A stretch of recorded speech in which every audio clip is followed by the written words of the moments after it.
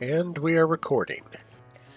Woo! Welcome back, everybody! How we all do? Okay, no, I'm not gonna do that. All right, what's up? We are here. We are back. Welcome to another week on the Diary of Ishi. Last week I was not here, but alas, the show must go on, and so it was mostly just traveling. The party finally arrived in Pickham. Well, we arrived in Pickham kind of the week before, but we landed, and we were there, and decisions had to be made about where we were going.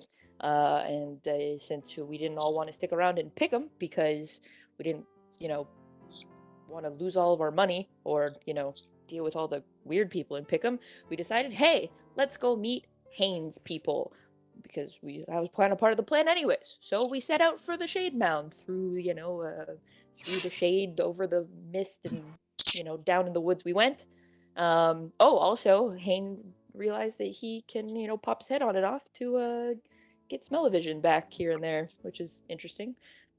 Also, he's actually like a jack-o'-lantern with the candle and all.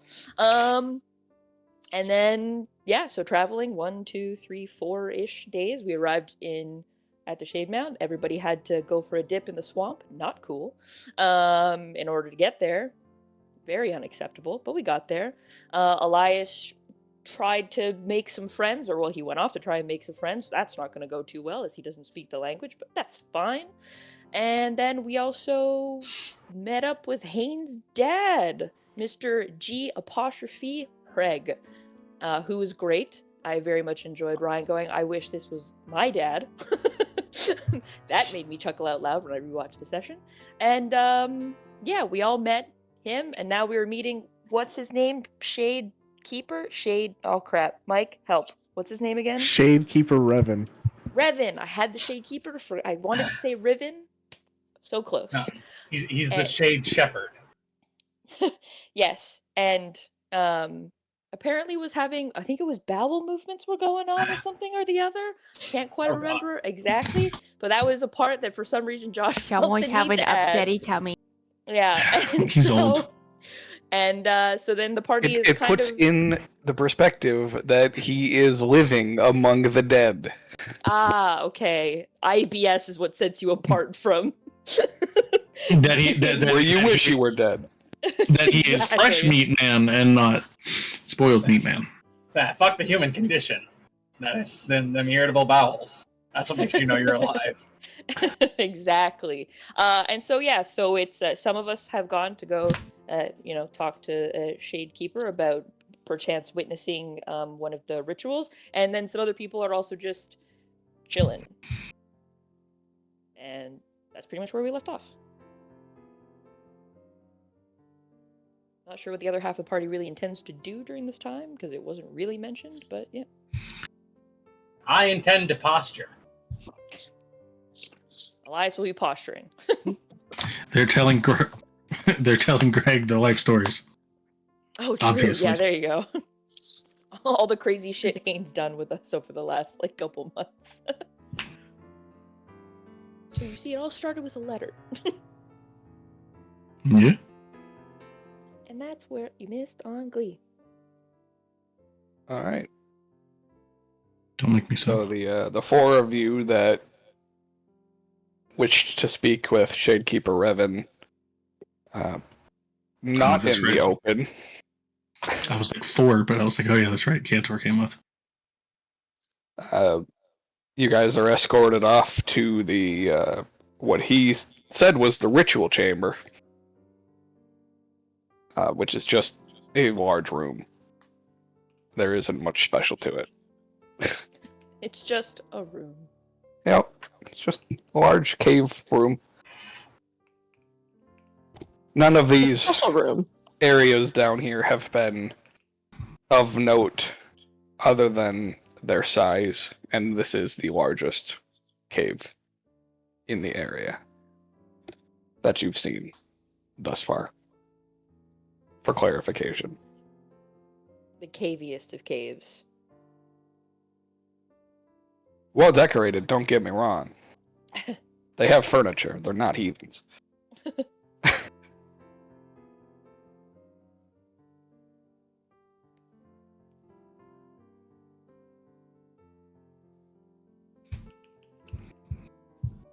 Yes, he leads you into the room and closes the functional doors behind as you enter.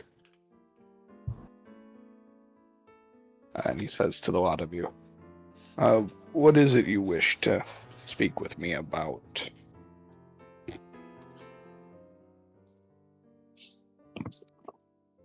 Right.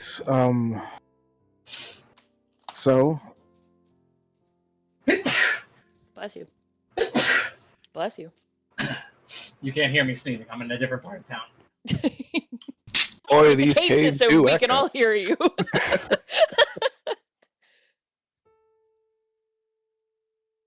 a couple months ago, we came across a tome that seemed to have a fragment of some kind of dark deity named Calyptos.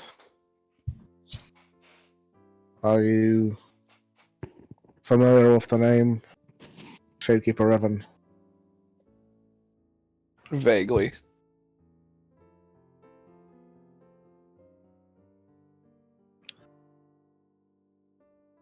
Right, so when I touched the tome, all I got were some strange visions of destruction, like a large gray haze. But when Ren here touched the tome, it's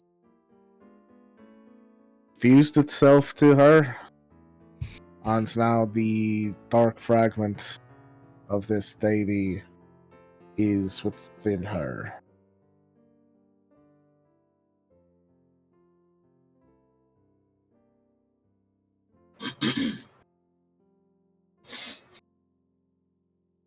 Sounds like quite the curse.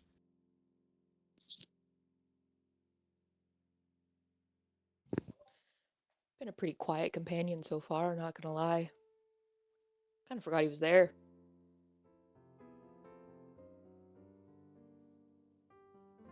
Not all evil entities make their presence known at all times.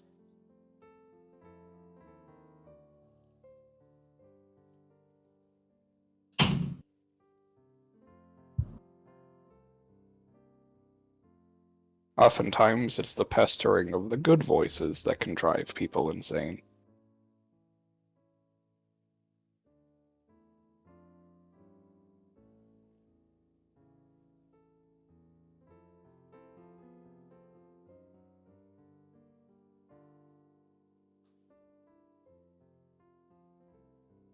I may know of a way to remove it, depending on how it's latched to you.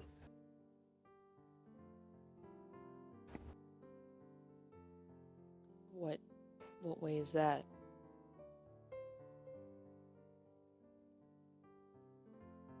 I don't know if you would prefer me to go into the details. I won't let you do it unless I know the details.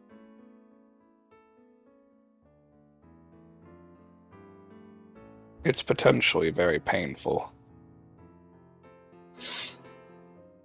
Truthfully, it might even kill you. Not that we can't bring you back. In a method of your preference, of course. Given time limitations have not passed since the dismissal of life. The dismissal of life. That's quite a way to put it.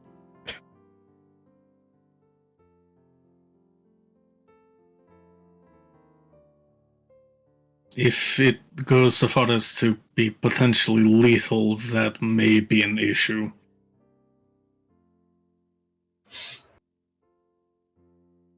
Why is that?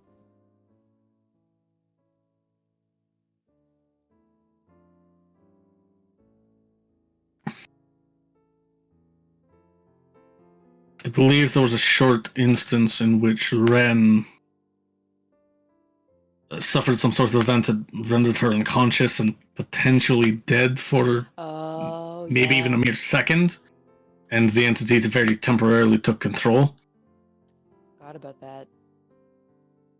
As well as this entity being assured that Calyptos is likely reigns some power over death. It's entirely possible a resurrection ritual, while it is tethered to Ren, will only put it in control.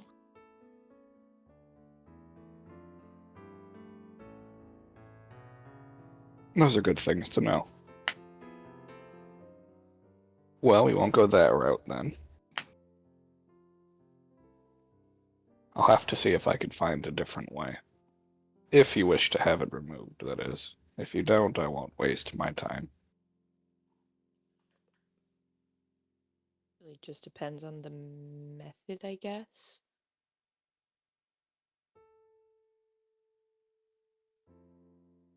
Then I will try to find a non-lethal or non-potentially lethal way of removing it.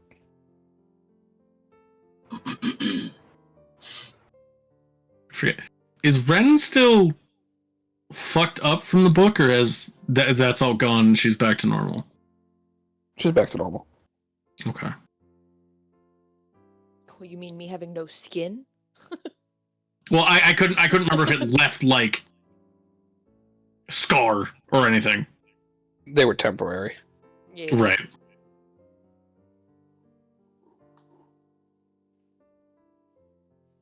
I mean, There he goes.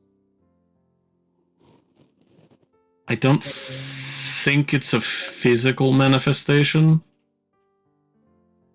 I think it's probably entirely, well, maybe not entirely, but mental and perhaps soul in some blended degree, and that part I'm not entirely certain of. If it's mental, you can attack it in a dream.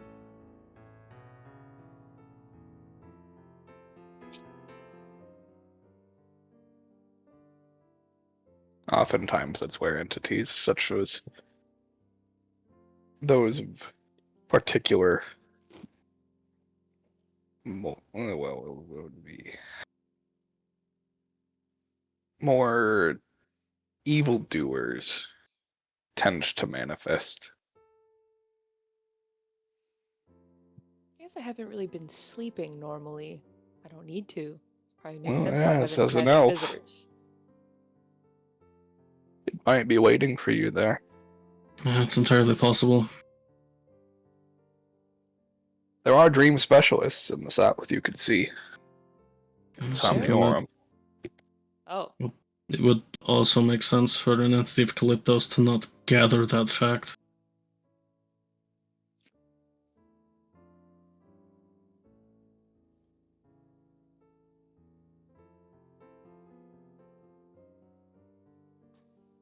Yes, the City of Dreams may be able to help. oh my god, hey, and welcome back. The conversation's this way. Yeah, sorry about that. For some It took a reason. long time for that to fix itself. Well, it's actually not fixed. I'm using the browser Discord now. Nice. Oh. Fun. Oh. Oh, now it's starting up. It always starts to work after I find a different solution. Well, yeah, Like- that's because it goes, well, fine! Spite. Yeah, basically. Yeah, you know, it's like a toddler that's having a tantrum, and you just go, okay, we're leaving without you, and they stop after you, annoyed that they're not getting their way. Yeah, you'd be surprised how often I've seen parents try to do that, and the kids just don't fucking care. Alright, so what I missed, last thing I heard was you might die. Yeah. Wolf Which is kind of ironic. It was like, you might die. Crash! Yeah. Wolfhard brought up the point that might put it in control instead of Ren. 'Cause and we the had that Shakekeeper was happen at like, one right. time.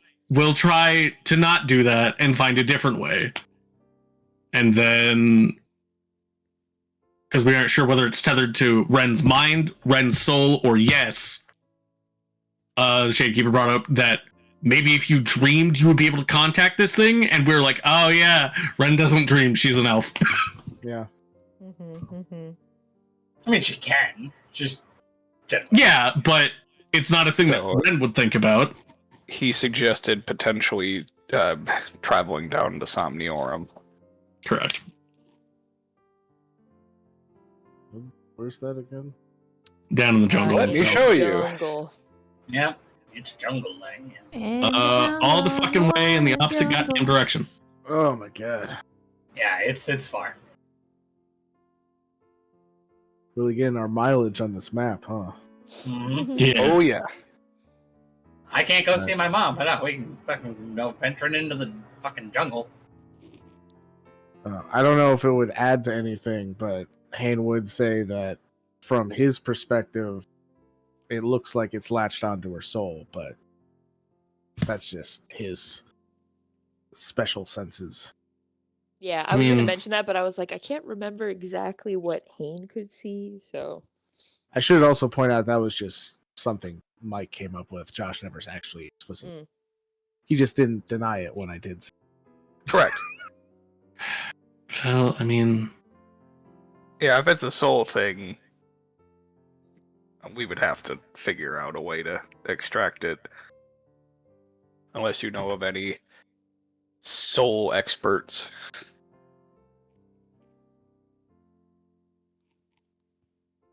Well, there's this musician. No. He sings Jesus, the blues. get out.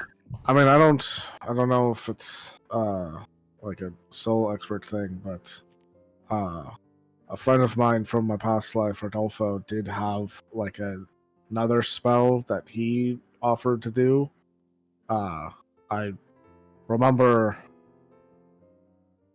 what goes into the spell. That might be kind of a rough translation, not being a spellcaster myself, but I could at least write it down for you. That would be helpful. Then we can inspect it, see if it's something that may potentially work. I guess the secondary issue beyond that is once it's removed from Ren, what happens then? Which is a question we don't necessarily know how to answer at this point. With any luck, removing it from its tethered host would destroy it. And what if we weren't very lucky? Then it could potentially seek a new host. Or it could manifest physically. That too. Well, if it manifests physically, then that means we can kill it. True, True. but we also don't know what this thing is. We don't know if it's like a particularly powerful ghost or spectre or something of that sort. Or if it's something more powerful, more dreadful. Some sort of Wraith King or, God forbid, the Calypton. All We're right, definitely so- not ready to kill something like that. Did you We're get that? prepared. I don't. I think Orca's still back with Greg drinking. We're not all together. Yeah. Oh shoot! I did sure. Yeah, you stayed behind because you got excited about no longer being under supervision, and then Mel went, "Bitch, I'm still here." You are correct. You know what? I'm very sorry. I retract my statement. I completely forgot. Well, perhaps then one thing that we could work on is finding out exactly what this thing is. Yeah, I suppose it's possible. To research fragments of dark deities and how to destroy them.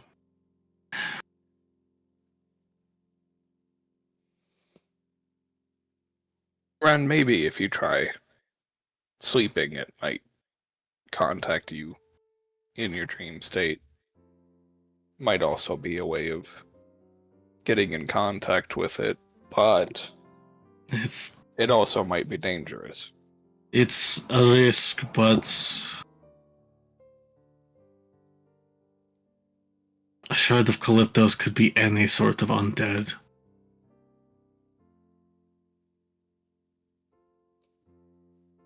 Well, luckily, undead is our speciality then. Correct. It's a risk Ren may well have to take if she's feeling up to it.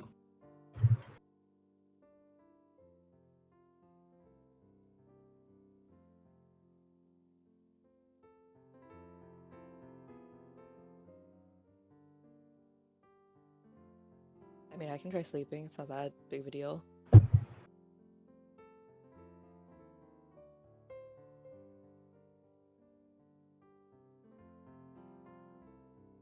We'll have to be here for a few nights anyway until the ritual. Yeah, it's fair.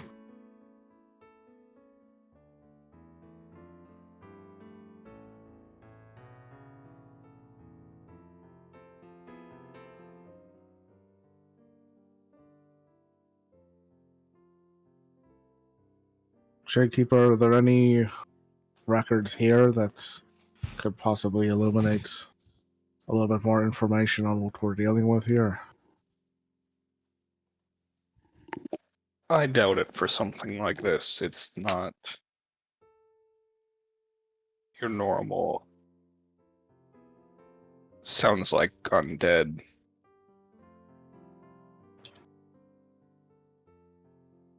This seems more specific.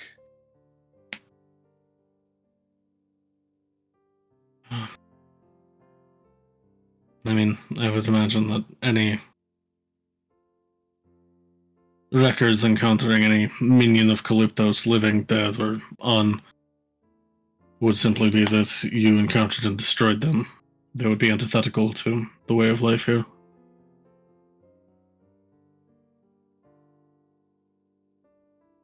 Depending on what you learn, if it is a specific type of undead that we may have encountered before, then we might have some information on it.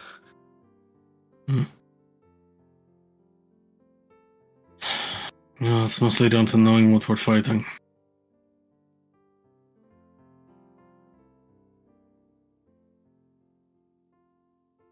But in instances like this, we can't know until we encounter it closer. If our records don't shed light on what could help, is there somewhere else that perhaps would know this information more? Someone that we're allied with, perhaps?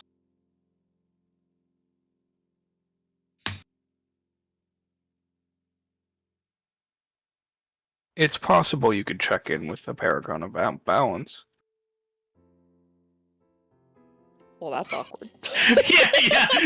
I feel like Ren tries to stop the violent cringe and half succeeds. Yeah, there's definitely like the lip curls a little bit that she just can't stop it. Like it's just so involuntary that like Yeah. It's like controlling. the rest of the face is placid, but just if you pay close enough attention, you're like, oh, that's not a good idea. They have very specific knowledge on undead. You could also check the library in Sinai. Their records date back a very long time. It's probably the oldest library on the continent.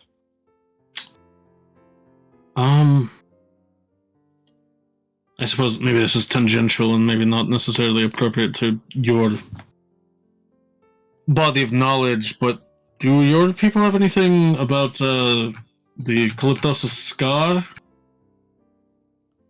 We know something about it. Some things, rather. Alright. It's a tear in the earth. It's rather long, a few miles. A few miles. Just put a it couple, lightly.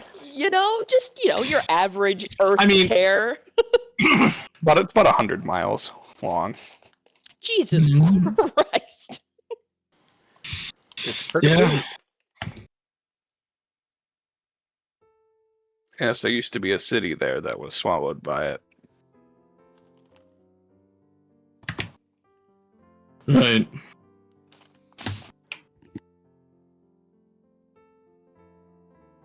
Actually, if you can find information on that,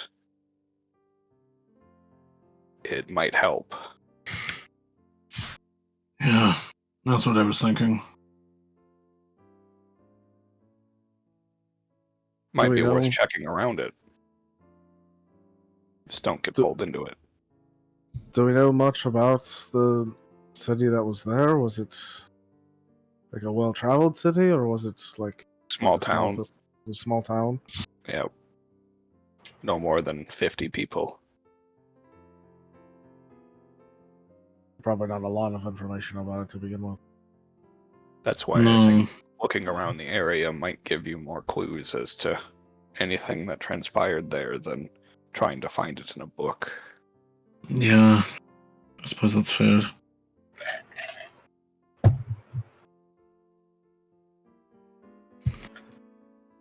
But if any place were to have it, Catheris Galair might have information on it. Or, again, the library in Sinai.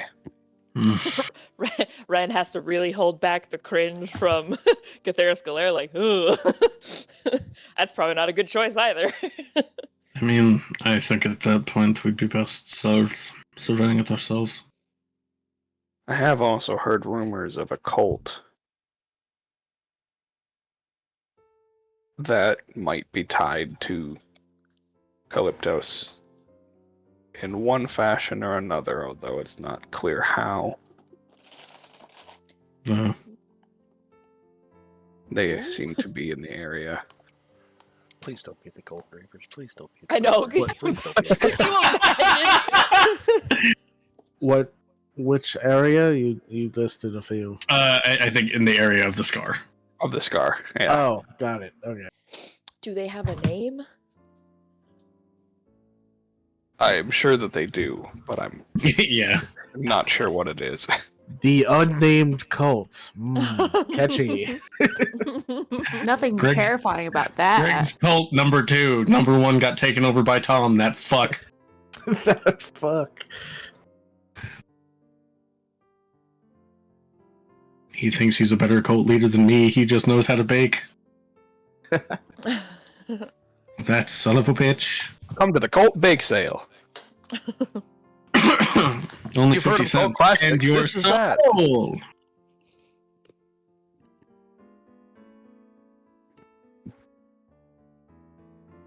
Alright. It's the only place I can think of that would have any sort of tie that isn't across an ocean.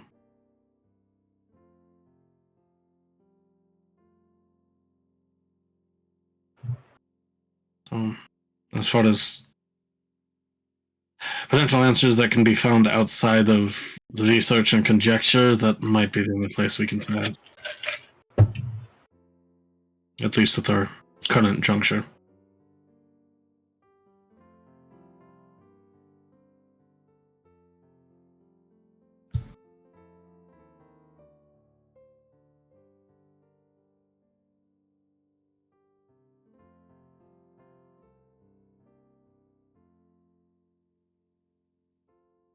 I would say it's worth checking out.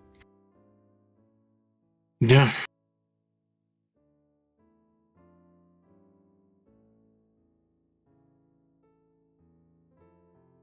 All right. Well, thank you for your time, Shadekeeper Revan, and Yeah. for allowing us to watch the ritual in a few days. Of course, happy to help.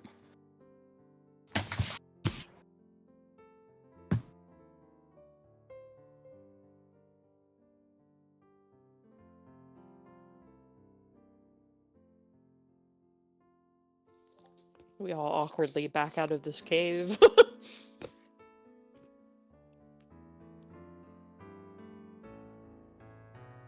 And go find the others. I didn't. Yeah, you go back to them. At this stage, you would find Greg explaining to them just exactly how the process of decomposition works. Mel is super intrigued, I imagine. Mel already knows, but she's listening politely anyway. Listen. When Grampy wants to tell you about one of his passions, you sit and listen to Grampy tell his story. You think the spooky little child doesn't know the stages of decomposition? Oh. A spooky little druid child. Oh my god, I was pissing myself laughing at that entire interaction of druidism. Oh yeah, I'm a druid. Oh my god. So goddamn funny. I was like, wow, guys, this is impressive, even for us. Thank you. She never talks about it, okay? I know, No one but asked. it was so funny. I was I like, know, I what? know I'm impressive. Thank you. And then it just went on for so long. I was like, good god. I mean, that's par for the course for us.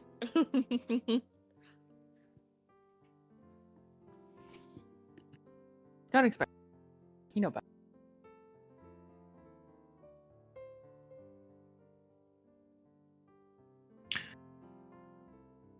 Kantor, didn't you say that your family had some sort of connection to that city, or I guess town, by the Scar? Yeah, my grandfather, Calypto Val. He was, Right. he was part of the group, or was the main one of the group responsible for causing the destruction. Right.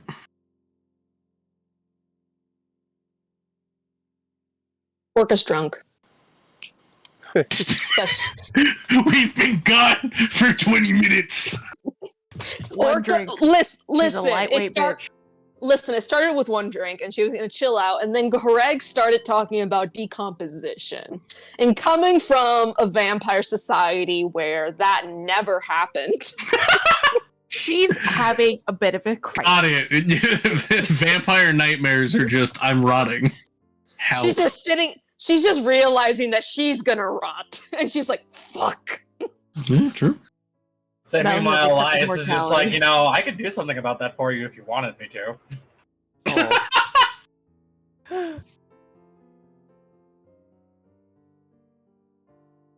Mel gave up. Mel's existing listening to Grandpappy. and Trig's just there. Like he usually is. Or is he? I don't know. That's a good question. He is back home. He could have just went, I got shit I gotta do. Bye. Just peaced out. I got business to take care of.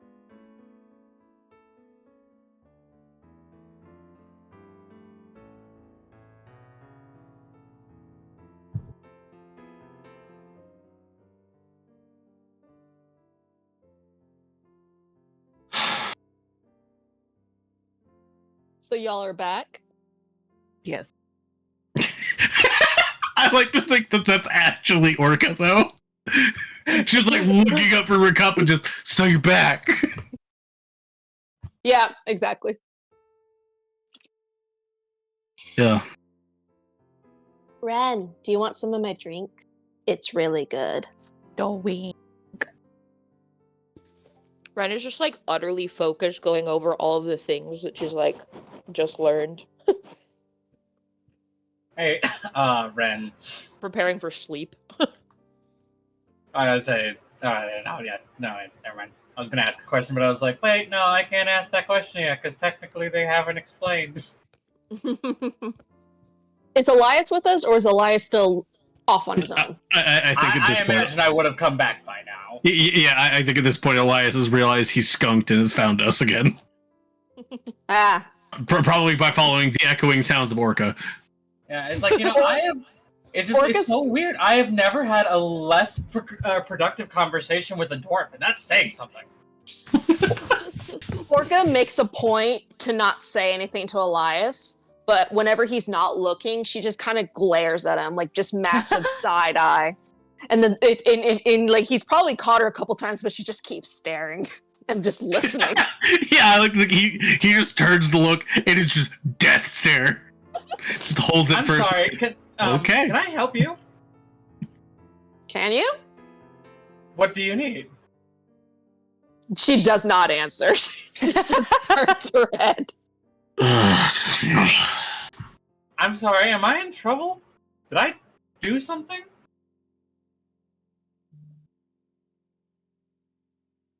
Can anyone help me out here? Does anyone know?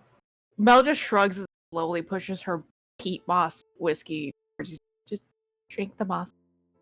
I don't Drink know. the moss. Drink the moss. What? No, the last time someone said that to me, I had some really fucked up dreams. Right. You think I'm allowed to have that kind of moss? I don't know. Correct. I don't know what witches do. We don't know that she's a witch yet. We just know she's a druid. Not a witch. You have a witchy energy. Yeah, I mean, and I say that as a compliment. Dang. I want to be clear. Krista takes that as a compliment. Mel looks like she's about to fucking combust from anxiety. Right. Well, I'm sorry. doesn't seem like they had much information regarding. Was I supposed to buy you dinner? Passengers. Or something? I don't. They had a few leads, but that's about it. So we're gonna wait till we do the ritual, or we're gonna watch the ritual? Yeah. Yes. I mean, That will be cool. We still have a few days yet for that. In the meantime, it's possible that we might learn more about this entity if Ren sleeps. Ooh, that's heavy. Ren. Oh my god, Ren. Just like look up. I'm like, Elias, I'm right here. Yes, but Ren, I have a question. I have a very important question. How do you sleep? If you ask to eat my dreams, I want you to know right now, no. Ren, I need you to understand something, okay? Elias. When am I gonna have the opportunity to eat another elf's dreams again? Come on! Do you want to run the risk of this thing being multi-conscious? Thank you. You could accidentally. She just looks at you in disgust as if you have like dream cooties, and she's like, ugh. I do not have dream cooties. He could perhaps eat How would you know? Calyptos. Druidies, if you will. I get tested regularly, okay? That's druid groupies, actually. Wrong. No, I definitely don't have that's droopies, not druidies. It's different. Right, I'm gonna agree. The closest thing I have to that is a respected colleague, and her name is Mel. What the fuck? Anyways, back to the topic at hand. No. Please. I'm never gonna get this chance again, please. You have plenty of chances to eat elf dreams, alright? Get out of mine. When? When am I ever gonna get the chance again? When? I want you to tell me. I don't know, just go like pay an elf lady of the night, and I'm sure she'll let you eat her dreams. That sounds really fucked up, and like, I'm not okay with the power dynamics there. Is less fucked up? What? She's getting paid, she won't care. That's a realm in which she has complete and utter control of the circumstances. People can't necessarily say that about their dreams. Exactly! So why do I want you in mine? I wouldn't be in your dream, I would eat it. That doesn't make me appear. No. I don't show up in your head. No. With like a bib. So that would be kind of funny. Happening. Why don't you eat your own dreams? I have to deal with one traumatic experience. I I don't need that one too. Sleep in order to dream? That's not how that works. I don't know. You're the guy who eats dreams. Keep your dream cooties to yourself. the fuck is this conversation? Also, I don't think dream cooties are not a thing. How would you know, huh? If they were a thing, you would definitely have. Anyone would know. I think I would be. I'm pretty sure I'm our preeminent dream expert. Yeah, but what if you're the one who started Dream Cooties and you've been giving them to everybody else? That's not... Why on earth... No. She just flips her hair over her shoulder and starts walking away. Don't ever expect me to do anything for you ever again. Grow up, Elias. Bella's just like dying. And then just slowly. She just doesn't understand. I'm a scientist. This is important, okay? I could have. You're a capitalist. It's not the same thing. I am both. I can be both. All right. I'm a scientist capitalist. I can be a scientist who cares about his paycheck, okay? Scientists do it for the love of the game. Yeah, and the game is called money. I think you mean Monopoly. I mean, I'm technically not allowed to own one of those, otherwise they'll shut my business down. All right. Anyways. I don't even know where I'm walking. I'm just walking. Orca's offered her hand to Ren to just like take her, like, come here. Where? You don't know where we're going either. I thought we were just chilling at the bar. Oh, I started What? walking away. Okay, I'm just super... What the fuck did I do to Orca? I'm not gonna lie. I have no idea. She might still be mad about the comments before when you I don't know. She Angry indeed time. is. Amazing. She Okay, indeed is. All right, well, you know what? No, I know how to fix this. All right, we're gonna this will all be fine by the time the night's over. All right, and so Elias just walks up to the bar and he's like, whatever she buys, whatever she's drinking for the rest of the night, I'm paying for it. It's fine. Orca gives Elias just like a really mischievous look. Reminder: it's all free. I really love how I hear Josh bar. pipe real quick, So and I just look over. Elias hears Hayne say that, and he just... That wasn't Hayne. That Hello? was Mike. Oh, okay. Orca straight up looks at the bartenders like, bartender, everyone in the bar on me. One shot or some shit like that. So after active decay is advanced decay. And during this Make that a double, please. Completely unfazed by everything going on around him. I love him. Say, despite everyone else showing a massive amount of disgust, Elias is taking like very, very like studious notes. But he is very fascinated by the concept of decay, as it is something that he will only ever be able to experience secondhand. Haynes' look of disgust is purely directed at Elias. You people don't understand or appreciate the scientific method, and that's fine, okay? I don't need your approval. Metal just like slowly looks at him. Just when I die, I want to be buried on a hill so the flowers can grow on me. What kind of... I mean, I Yes. am part of the scientific process, so. Well, I just need to know, because I would like to be able to tell you which kinds of flowers have the best or worst chance of growing with, a sense of thrivance over your corpse. Really I thought depends you were on gonna if say the mushrooms dreams. eat me first. Well, there are certain, for lack of a better term, fertilizers are better for certain flowers than others. I want It really you to have the depends best flowers that you can have. And if the growing on your mushrooms eat me corpse. first. I mean, do you want the mushrooms to eat you first? Because we can arrange that. Orca hears mushroom eating, and she's silently praying to the Mother of Abyss, please do not let me decompose on land. Please don't let me Our asses decompose they're on praying land. to be taken right now. Just the bottom of the ocean. Let's go. And again, well, it's like, you don't have to pray. First of all, praying is silly in the first place. But you don't have to pray if you just become immortal. It's a thing. You can do it. Anyone can. It's not that hard. You're talking to the princess of a you're talking to the previous princess of a vampire city. I know how to find immortality.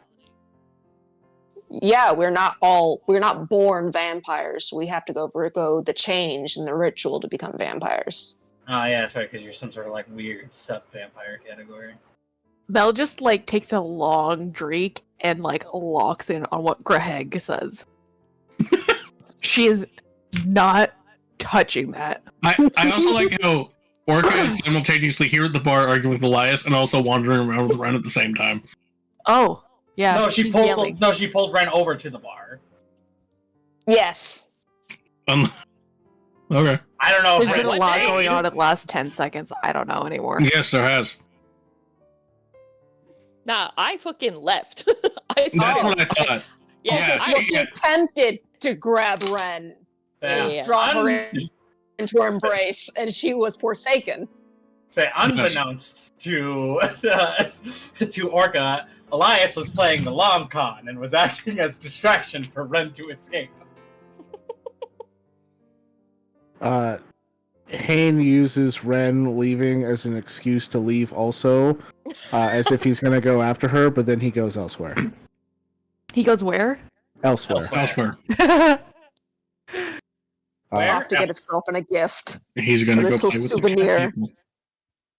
The He's obviously getting her a souvenir from the gift shop. Obviously. Gift shop? They don't really use capitalism here. It's just kind of take what you need. Also, this isn't a tourist destination. What if it's free? What if it's a free gift shop? Why would they need a gift shop? There's no tourists. I mean, we're tourists. Maybe I want a memento, Hane. Huh? What if I want a nice little something to put on my fridge to remember my trip to the Hane talking, no accent. Okay, Trig, whatever, I don't care. Definitely not Trig talking. You know, I feel like Trig is infinitely glad that he doesn't have to, that he only has to listen to our bullshit, that he never doesn't have to respond. It's only until someone remembers that they can talk to him. He is probably sitting there calling us all fucking idiots the entire time. Trig uses Hane leaving as an excuse for him to leave. Valid. Why didn't he leave when we were all distracted before? Come on, man. Because that's rude. Well, that he wanted to stick around so that Hane didn't have to suffer alone, I would assume. Yeah, I guess. Trig's the real MVP. And then Hane is going to go back and find Revan again. Oh. Yeah, Revan is still in that chamber. Oh, perfect. Yeah.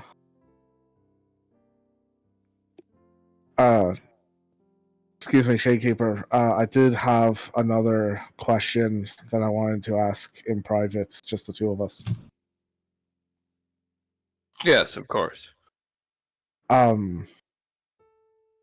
know this may be a little above my station, but if this Calyptos is, in fact, like this powerful dark deity that's all record has kind of disappeared over the centuries, perhaps this is something that our patron would know about? Potentially. I was wondering if perhaps at the next council, if you could bring it up to them. I can ask about it and keep you informed if anything comes of it. I'll be very much appreciated. Thank you. Of course. This seems like it has the potential to be a pretty big deal if left unchecked. Especially when apparently this Calyptos has some kind of alignment with the darker side of undeath. It'd be terrible if it did come back to power and undid all the work that we've done so far. I agree. We definitely wouldn't want that to happen.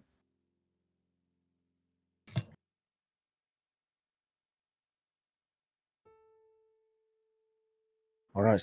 Well, thank you again. I will leave you to whatever it is you're doing. Thank you. And I leave him in this big empty cave again. All right. And as Hayne leaves, he waits for a moment and then pulls out his bongos. What? The acoustics in here are great. Fuck you. I was very confused. All right.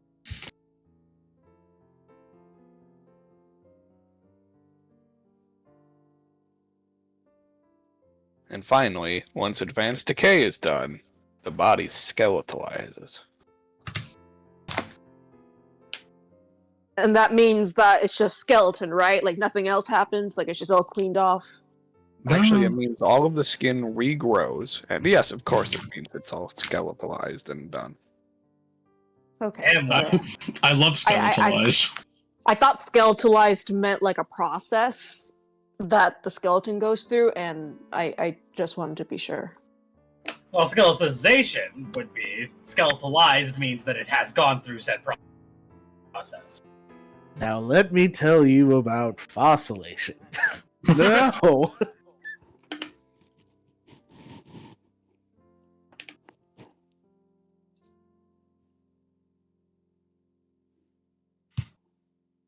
How's the peat moss whiskey, Mel? What the fuck does this even taste like? Earth. Whiskey. It's just whiskey. That's how whiskey is made. Oh. Yeah. Listen, I don't fucking drink.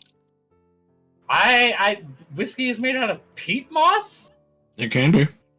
Huh. That's what you really need to know. In Scotland it is. Mel just nods and yes. Doesn't answer the question, but Can I have a sip? hands her the glass. Orca drinks a little bit, makes a face, like kind of grimaces, but then she takes another sip. Hey, you asked for one. Give. Sorry, take.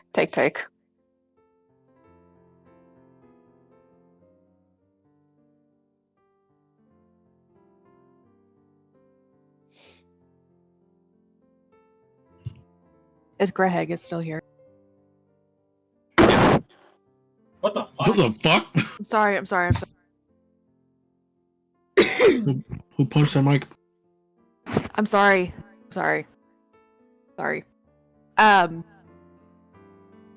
Belle's gonna ask him what his favorite stage of decay is. George. Yes. Skeletalization. That's a Is he a skeleton? No, he's a ghoul, I think. yeah. I think Greg's a ghoul. He is a ghoul.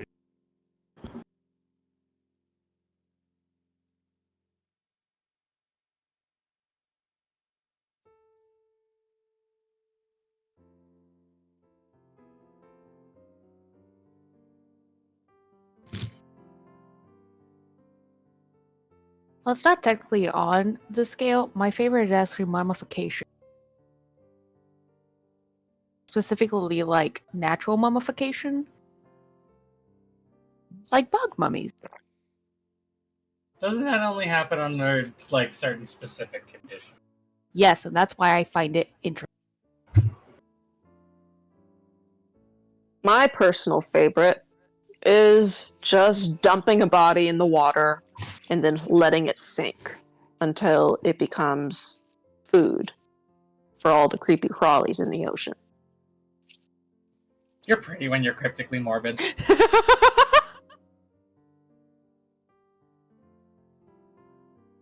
Orca glares. Hey. Well, that is a process that is important for the ecosystems of the ocean as they feed on decay and flesh. Are you a marine biologist as well? I just happen to know how things work. I live How under many a swamp. things? What do you think? I have general knowledge of a lot of things.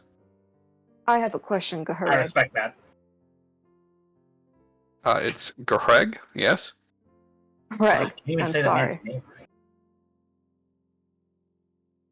When we came here, we came through the underwater. Yep. Is it possible for me to swim down there and explore, or is that just a strong no-no?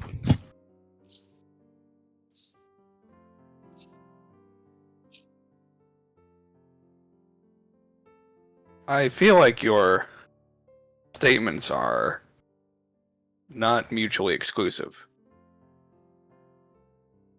Okay. One, am I allowed to do it?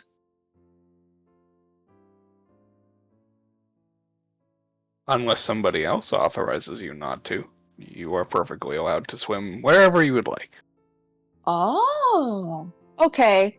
Now, is there anything down there that could be considered dangerous to a simple explorer like myself? The creatures in the water could be. Okay, but like nothing like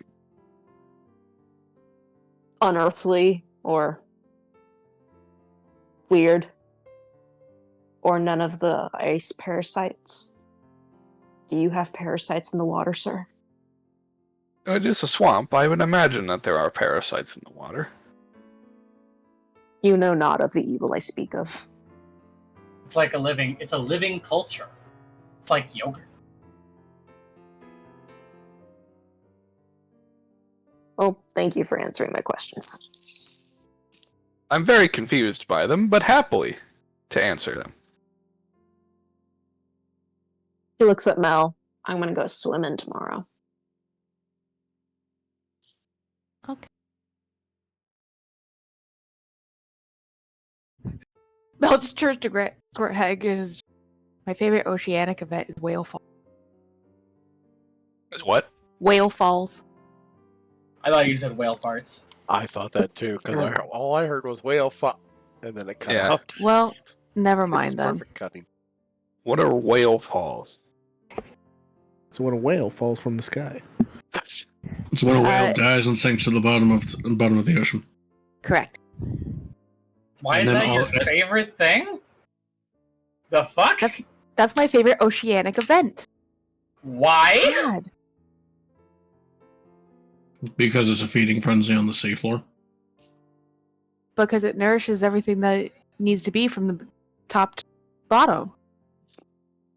The sharks and the bigger fish eat the main flesh and the blubber. The rest falls to the bottom where the crabs and the other smaller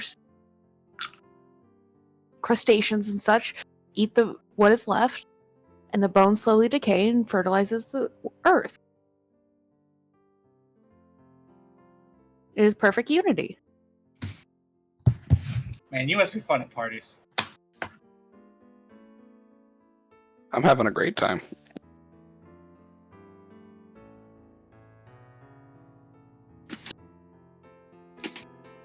It was part of my conversation with Greg. Type of decomposition. Just so weirdly specific. I don't know. I thoroughly enjoy that. I'm not saying you shouldn't. I'm saying I'm perturbed by it, but I am in no way, shape, or form, Greg, when I put that on you. My feelings are not yours. You are your own man.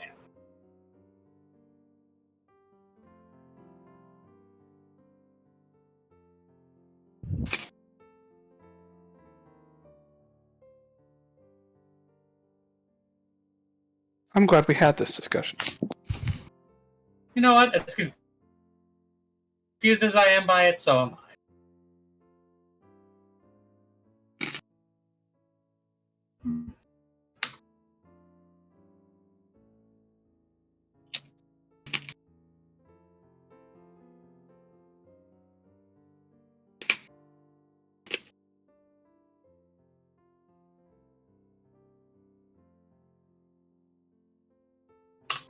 So what's it like being a ghoul?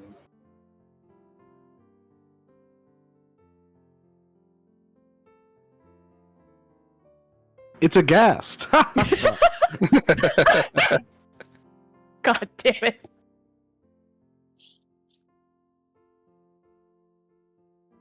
I mean, it's an interesting lifestyle. Does it hurt? No. Are you like in an active state of decay, or like how does that work? Does the In an decaying advanced stop? stage of decay. Always. So the decaying does not stop. At some point, you will be bone. Not to that degree. At what point does the decay stop? And do you have any control over that, or is that just an aspect of being a ghoul? Well, as long as I continue to eat when I need to. All right. And how does that differ, like, between one such as yourself and, say, a zombie? Well, I can think for myself. Well, I'm talking more specifically, like, only specifically in the realm of decay. Like, does the zombie continue to decay? Will they eventually become bonemen? And if no, why not? Is it the same thing where as long as they continue to eat, they will not become bonemen?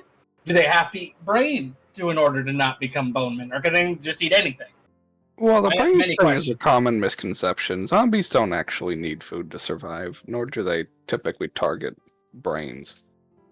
So does the feeding come from? I'm sorry to interrupt you. I have a lot of questions, and I'm also autistic. Is this like? Is it more of like a dominance thing? Is it like an instinct thing? Like they just have some sort of driving force calling them to do this? I mean, zombies will kill when threatened. But they don't, I mean, they can bite, but don't normally consume. Really? That is fascinating. I feel like oftentimes mortals confuse zombies and ghouls, which is not their fault. I mean, I'm not mortal, but I mean, like, I don't know. I was going to say mortal adjacent, but that doesn't feel right either. Well, that was a general statement, not necessarily meant to reflect on your cognitive abilities. Oh, okay. Well, fair enough. What else? Okay, well, my question, what about animated skeleton? Do they say, were they, like, can you be an undead who was not an animated skeleton at some point, and then just, I suppose, would you consider it degrading to the state of an animated skeleton?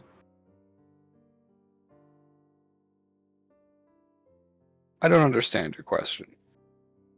Yes, there are animated skeletons that exist, and my question is, generally, when becoming an animated skeleton, is that something that happens where the animation happens post-skeletalization, or is there any sort of generally accepted form of transformation or degradation over time from one form of undead into bonemen? Animated skeletons are skeletons that were animated from death. Generally those who have completed the... which process? Decomposition! Exactly.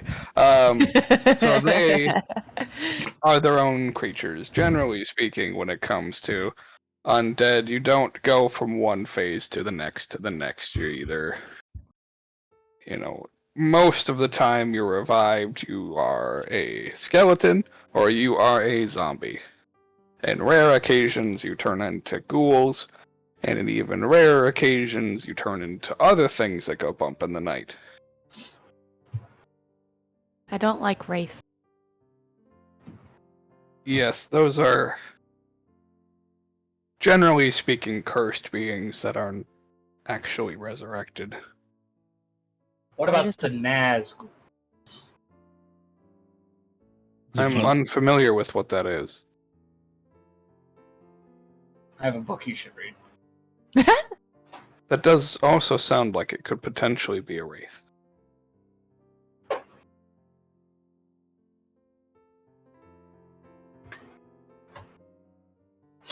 Ring wraith. I have another question, if I may. Okay.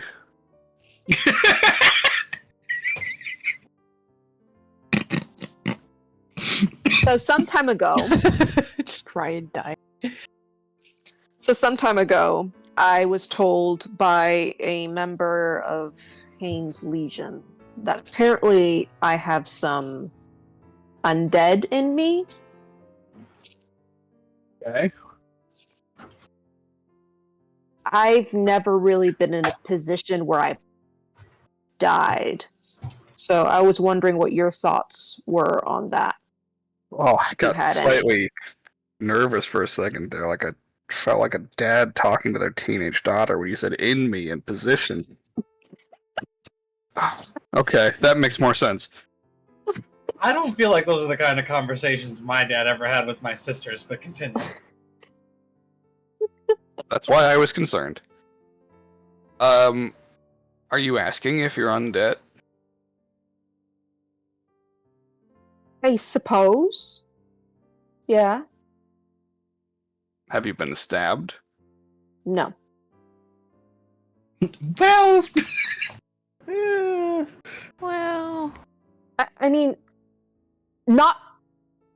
Not Not like permanently. fatally. well, Not permanently stabbed.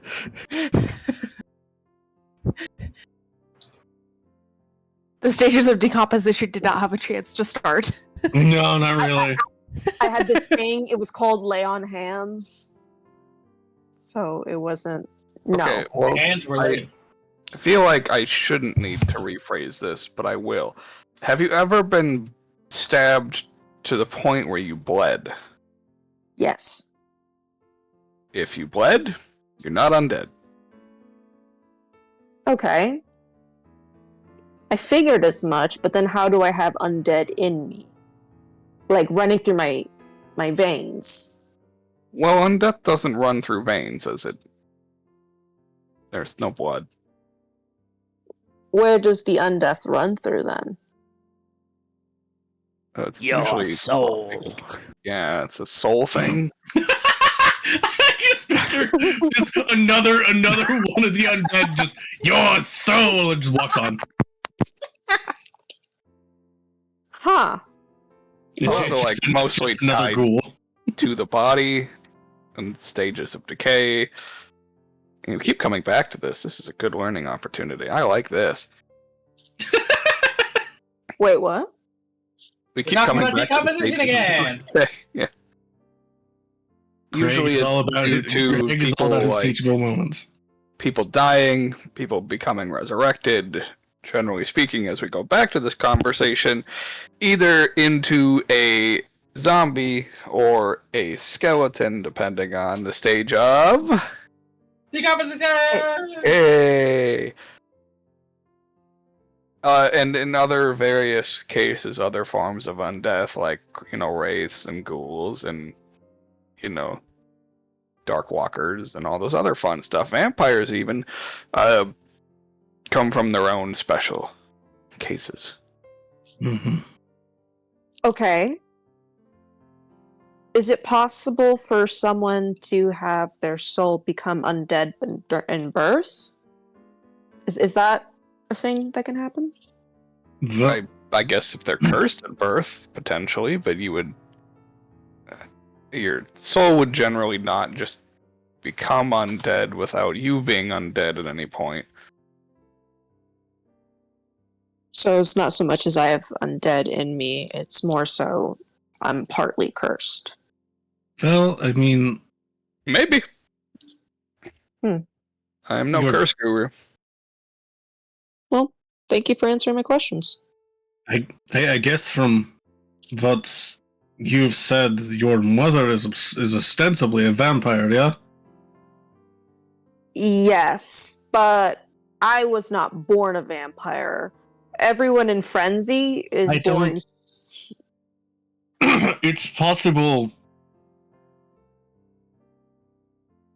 I mean, maybe you weren't born a vampire, but that could explain.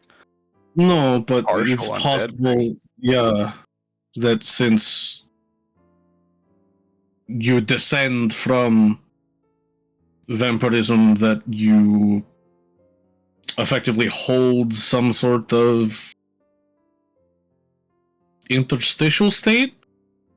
Because I think the same could be said for Elias. If he was a true vampire, he wouldn't be out in the sun as much as he is. Hey, hey, that's a hurtful stereotype. You said interstitial state? Elias, I've dragged vampires out into the sun. My mother is a vampire, and she goes out in the sun all the time. Thank you very much. That is because your mother is some ancient vampire that's probably figured out the way. Are you calling my mom old? I'm not doing this.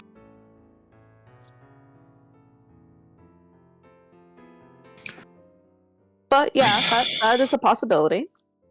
I mean, vampirism has many ways of existing in some form or another. I mean, the one I know about isn't even true vampirism. It's a lunar mutation.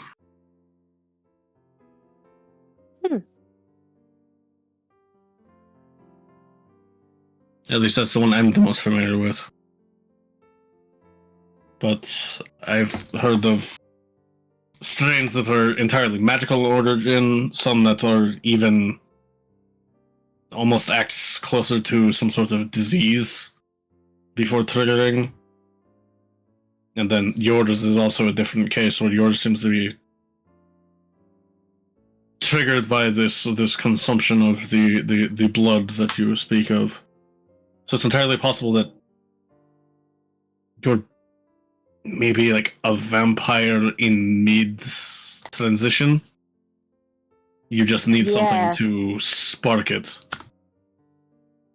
Considering that seems to be, as you've said, the inciting event for the people of Frenzy turning from their non-vampiric state to the vampiric state. Well, You are correct. Yes, that sounds right. Yeah. I mean, all joking aside, it is something potentially that I could do. I don't know for certain. Being a Dampier versus a vampire, and again, my bloodline kind of not specifically unique in that there are plenty of other vampire families that eat dreams, but to Wolfheart's point, we have been around a long time, and so ours is a bloodline much more connected to the original source point, as it were. And so even if I couldn't do it, I know for a fact that my mom could. But that'd be a choice you'd have to make, because again, ours is a very specific kind of vampirism.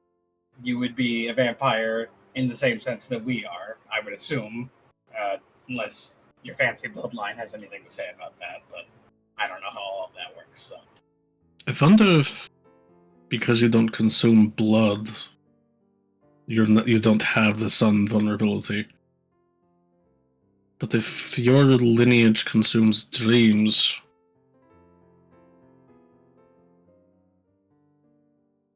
so yeah, the interesting thing about the way that we generally create other vampires is that we don't take things from someone like a regular vampire would, like necessarily having to drain all of the blood out of a person in order to make them a vampire. I know that that's the way some vampires work. No, for us, we have to give you something. I have to give you a dream.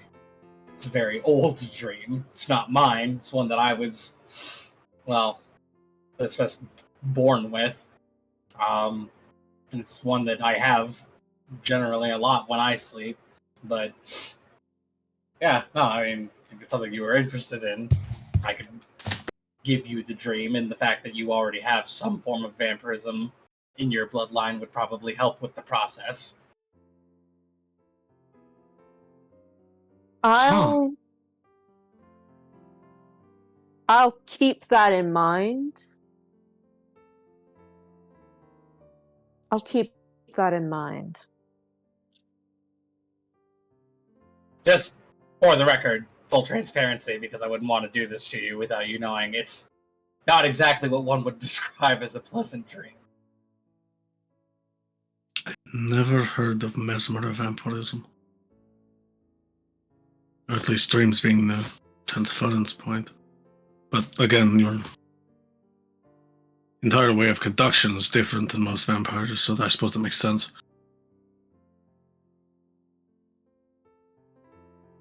So essentially, the initiation to becoming a vampire of your sort, I would have to consume your nightmare? Well, you would have to consume the nightmare. It's not my nightmare, but it's one I'm capable of having. And it's one that every vampire like me has ever had, and has regularly, semi-regularly. It might be like the tormented final dream of their progenitor or something like that. That's generally what we believe it to be. Mm. Again, there are a lot of vampires who do things like what we do or similar to what we do, but it is generally believed that if we are not directly of the line of vampires that started the process of consuming dreams versus more physical manifestations of a person's life essence, we are one of the initial branching off factions of that bloodline. Because, again, we can consume more than just the dreams people have in their sleep.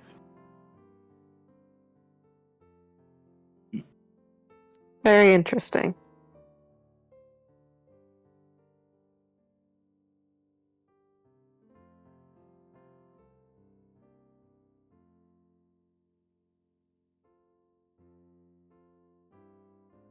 What time is it now? Hard to say, you're in a cave. Yeah, we have no context for time. Frick. I mean, we got here in the middle of the night, so... Okay. So, it's an appropriate time to go to bed. Good to know. Good. It's probably been that for a bit, yeah. Orca's gonna, like, kind of try to keep herself... She's gonna try to stand up and, like, not stumble. And she just announces to the group, I'm going to go to bed and find somewhere to sleep. Good night. And then she turns around and just, like, kind of just wobbles out. Is someone going to make sure she gets somewhere safe, or do I have to go do that? Because I'll do it if I have to. Someone else would rather. I don't even know where we're sleeping. Okay. Yeah, that exactly hasn't after. been established. I mean, if you can find... Oh, I mean, it's pretty easy. Just pick a cot and lay in it. No, okay. I would just recommend picking one that doesn't already have somebody in it. I make sure Orca finds an empty cot.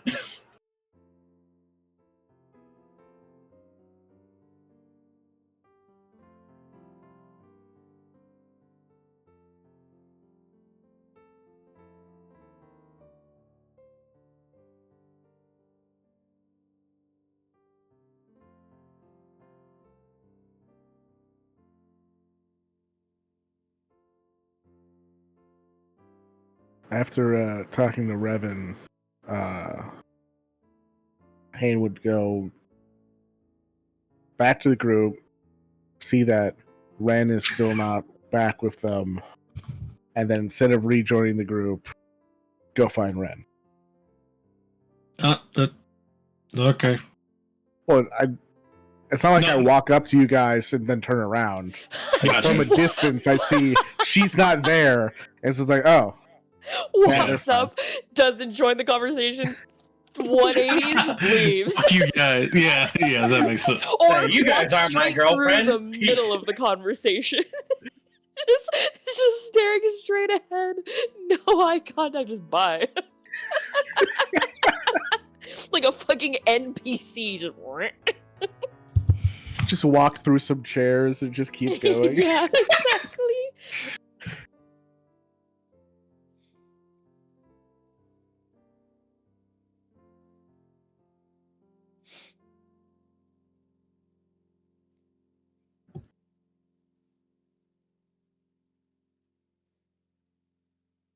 I guess since I don't Ren know has what no the idea fuck has where she's happened in the going. last half hour. I'm not. I know. I lost the plot like 15 minutes ago. Okay, I'm glad I'm not the only one. Yeah, no, eventually I was just like, I think my eyes started twitching because I was like, what's happening? I mean, what happens is Yes. we let Joshua and B have the conversation. Yeah. They don't know where it's going. I don't at least. We never have. But that's the fun of B&B's conversations. Yeah, no, it's just automatic, just chaos. Just the moment, it's just like, we're just gonna say some fuck shit. Yep. Anyways. The only thing that stuck in my mind from that last half hour of conversation was decomposition. I mean, yeah, it was the through line. Say it with me now. Decomposition. Anyways. Decomposition.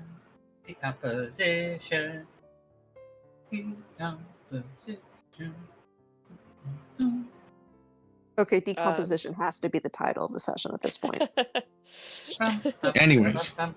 I guess, yeah, since Ren has literally no idea really what's in this fucking cave system, she's just gonna keep meandering about, I guess, until she finds a quiet place, but there's probably quite a few of those in a cave system. Especially since most of the people that live here aren't exactly living. Can narrow down which quiet corner she finds, as a lot of them require going underwater to get to. Yeah, just like, oh, no, that one's too slimy. Yep. No, God, that one's too... Why are so many of these tunnels flooded? What the fuck? Yeah, just it's almost like we're below sea level in a swamp or something. Why are they flooded? just from the water. Atmosphere.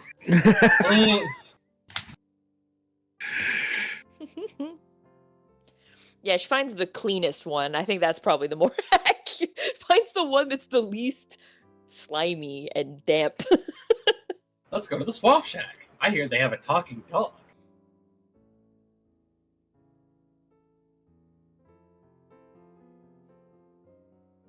No? Okay.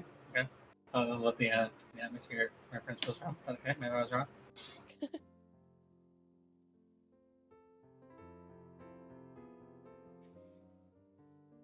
I guess the question isn't, does Hayne find her, and more, when Hayne finds her, is she still awake? Oh, yeah, she's definitely not going to go sleep by herself. That sounds like a terrible idea. Okay. We've learned a couple things in the last few months. She might be a little dumb, but she's not that dumb.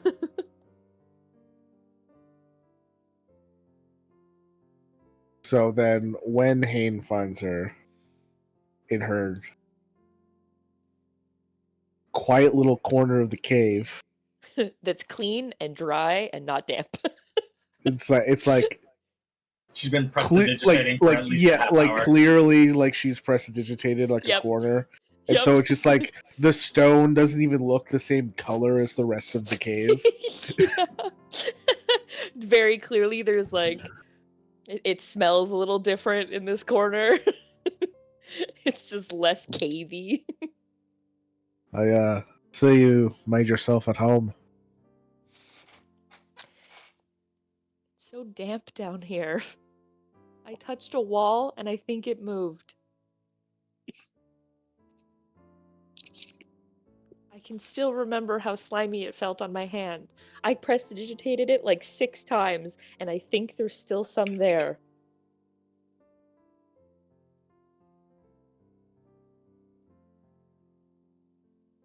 It's not that it's still there. It's that it goes back. Oh God, Elias. He's always there. He's not there. I hear him echoing. No, it's just Elias just hearing everything and then just responding to it even though he's not there. Yeah, everyone's just staring at me like, what the fuck are you talking about? Somehow Elias hears all of us, and then we only are able to hear Elias when we're standing right next to him.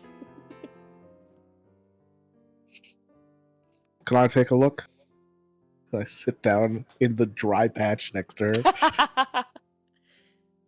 Oh yeah, that's right. You can see now. How does that feel?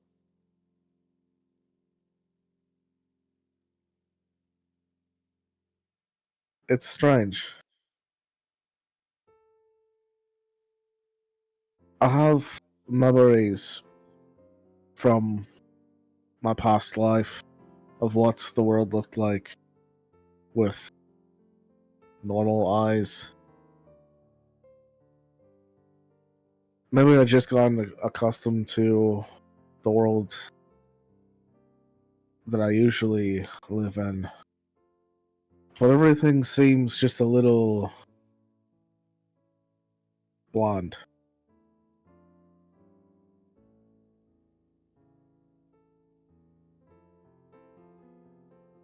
Except for you.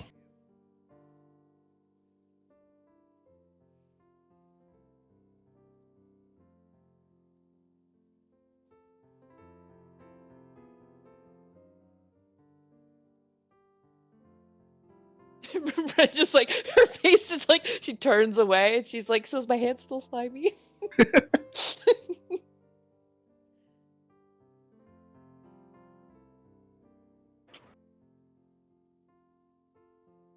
And takes her hand and gives it like a once over.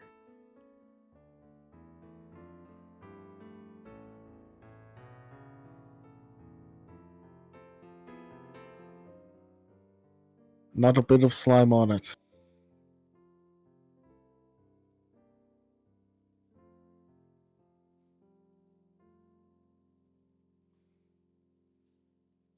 What do you think we should do about everything that the Shade Keeper told us? That was a lot of options. That was way more options than I was expecting.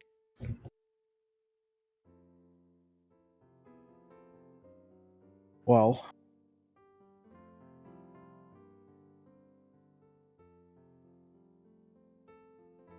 we could start with the closest one, which would be the scar. Oh, There's a thought you meant river the that sleep. connects. What's that? Thought you meant the sleep. Oh yeah, I suppose that would be the closest, seeing how it's just wherever you're at.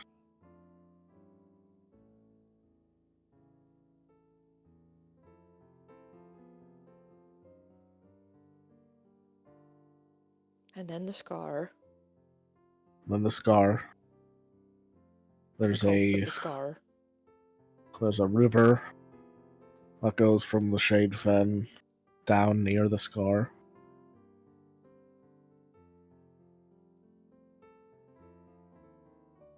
If we continue going by water, we can check out the Library of Sinai.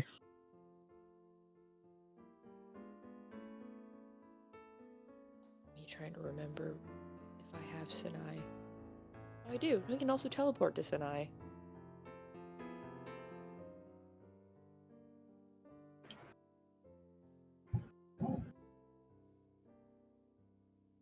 It's an option. Although maybe it's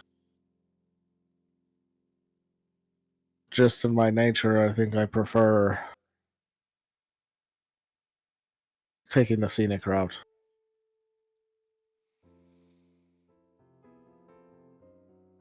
It's a really long journey.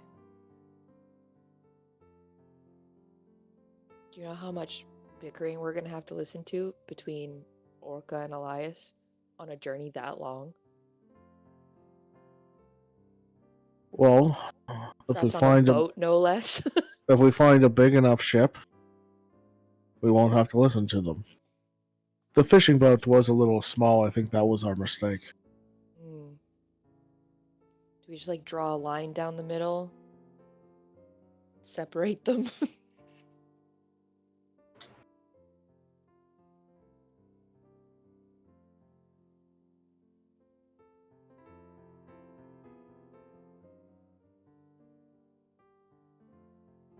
Oh, very importantly, don't let Elias eat my dreams.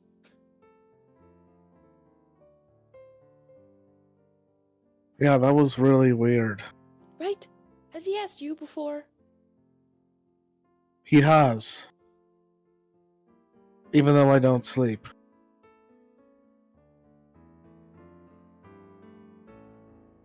Also, I'm not entirely sure, but I think when I was daydreaming once, I'm pretty sure he ate the daydream. That's just weird.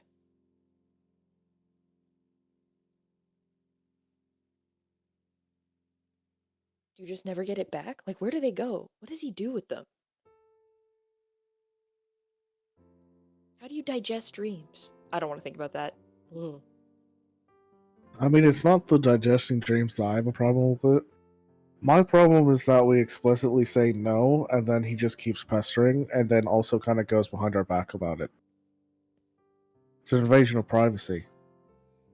They're my dreams.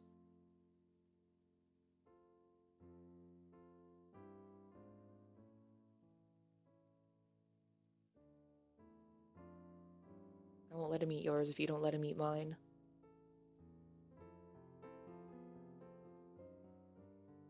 Deal.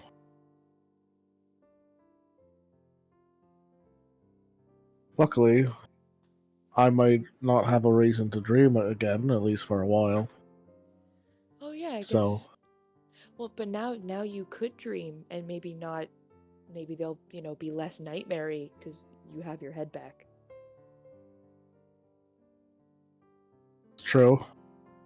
I guess it would be interesting to see what I dream of now that my head's not being held prisoner. But that's not as pressing as your need to dream. So I'll watch over you so that you can dream safely. Part of me is unendingly curious, obviously. Part of me is mildly terrified.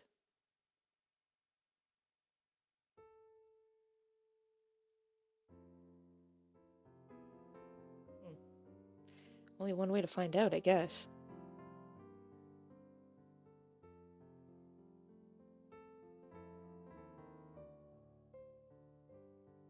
She like looks around, dries more rock so that no part of her has to touch damp stone. You know, we do have beds, right? Yeah, but I've already cleaned this spot. Alright, fair enough. And it's really late, and these caves and the beds through water? No.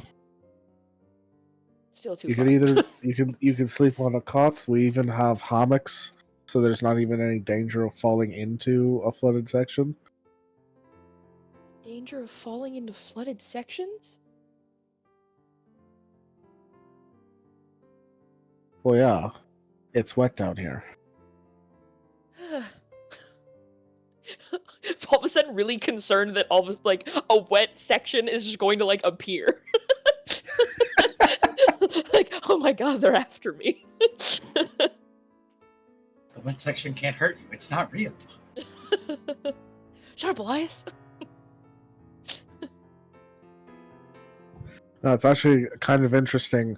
The more people that are down here, the more air is taken up, which causes a suction effect, which raises the water level, because we are below water level right now. This is just a little pocket of air that's keeping the water out. Her face is just more and more horrified as you go. And now you can see it too, so it's worse. She's just like, what if I drown in my sleep?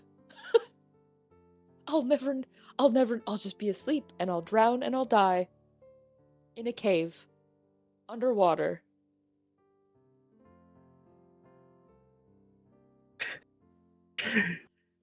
Hayden stops from his initial response, where it's like, would that be so bad? But then it's like, I'm not going to let that happen. Okay. Okay. Sort of just like pulls probably like something out of her bag to use as like a pillow. plops it up against Hane. It's just like, plonk. You're not gonna drown. You're not gonna drown. You're not gonna drown. You're not gonna drown. Okay, that's cool. Just kind of lays there, tries to closes her eyes and tries to actually sleep. I'm going to use a charge of my crystal song ring. So if anything happens in the night, she has a bardic inspiration. Woo! And All hopefully the angelic singing also helps her go to sleep. Yeah.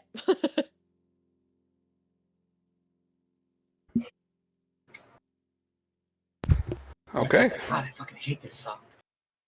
While Hane gets to, listen to the whispers of that fucking necklace. Put me on, put me on, put me on. This is all the time. It's wrapped up. I can barely hear it. Just muffle it, like, shut up, shut up, shut up. It's like when you have the battery has to change in like your smoke detector. Oh, You just every the once in a while, worst. you just hear a little chirp, and it's like whatever. It's just, hey, put me up! Let me roll! Day one of the rising moon. Woo! Fire rises.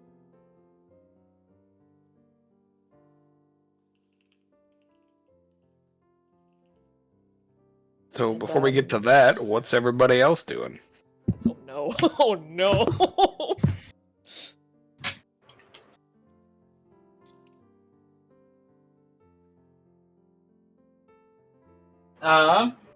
Well, I mean, I get Orca to bed. I don't know if Orca's she stays out. there. She's out. Head hit, pillow, work gone. Elias just posts up, falls asleep on the wall next to her. Are you gonna eat my dream? No, I'm making sure you don't go anywhere while you're drunk and half asleep. I just like to think that Elias is like half up on the wall, basically Spider-Manning it. Oh no, yeah, no, I am horizontal on the wall, like I am a shelf right now. Gotcha. That's funny. God. God, She's his passed out, trying his- to like not have dreams about decomposition. His calves have to be amazing. I mean, listen, I picture Elias also much like Spider-Man, just kind of is adhesive to surfaces. Essentially. Yeah, but even like Spider-Man, it's even Spider-Man just kind of like hangs on the wall. Elias is full, like horizontal, standing on the wall. Listen, man. The more we question it, the less answers we get. Just go with it.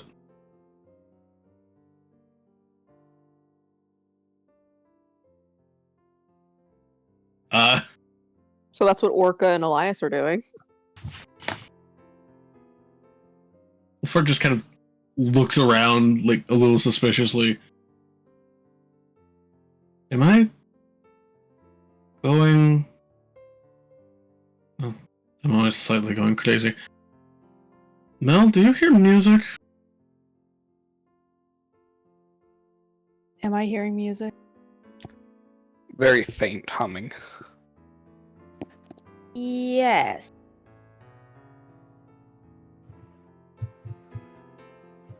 Hmm.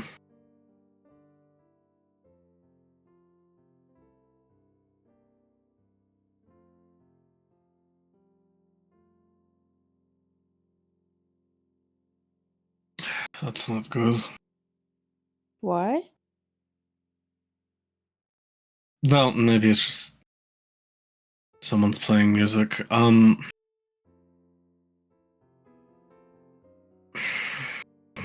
One of the moons of Selenata actually takes 3 days to rise, and it's sometimes preceded by music on the wind.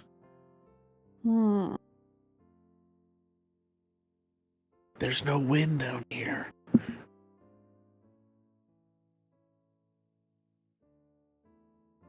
It's called metaphor, Mike.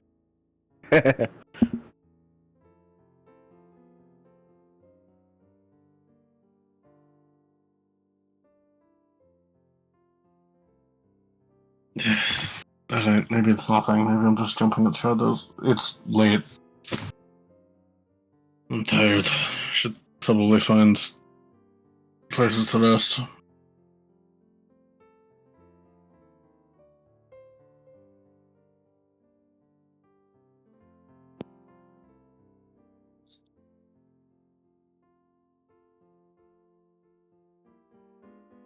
Yeah, absent anything else happening, Wolford's just gonna go find a place to crash. Yeah. Thank Greg for his hospitality and his... I almost said sermon on decomposition. Well, he's not talking about how bones can be made into weapons. Is he? Yeah, he's since changed topics. Gotcha.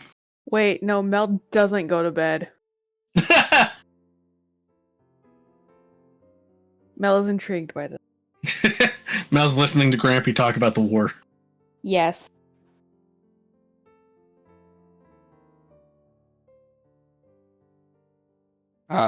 He does talk about this one in considerable length. Because unlike Grampy Wolfhard, who has PTSD from the war, Greg has nostalgia. Sorry, Greg has nostalgia.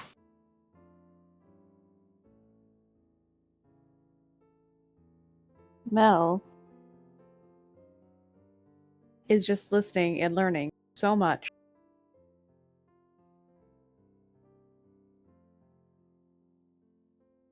And he's having a great time with it.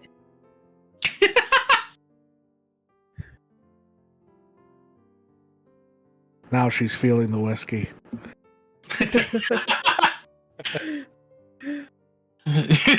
That's actually why Greg and Hayne have Irish accents. It's the whiskey.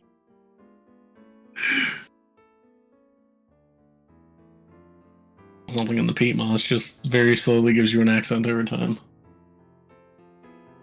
But it's always a different accent. Oh yeah. And it's never like different accents and like different points. It's just different accents for different words. I think that's all of us but Cantor accounted for. Cantor's just listening to Greg drone on. Okay. Half paying attention, half just checking out the cave. Okay. Well, that's how the rest of us accounted for. Since the two of you are listening, he talks extensively about his favored weapon, his crossbow made of bone. The crossbone.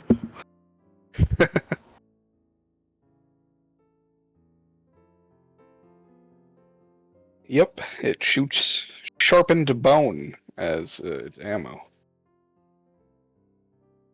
Jesus. Very deadly. Very efficient. Very morbid. Oh yeah. I mean, I guess that also means that most of your enemies are also free ammunition. It's called the Spur Slinger. Fuck, that's good.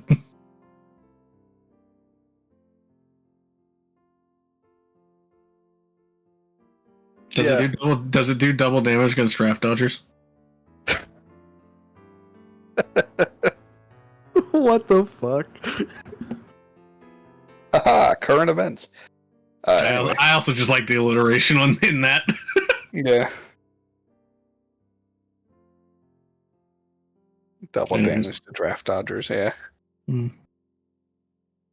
Anyways.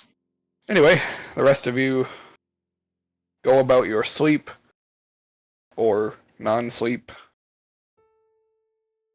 I list for as long as I can before I have to like excuse myself because I'm literally falling asleep at the table. Yeah, at the point that he begins this, it's like 1 a.m. So Yeah.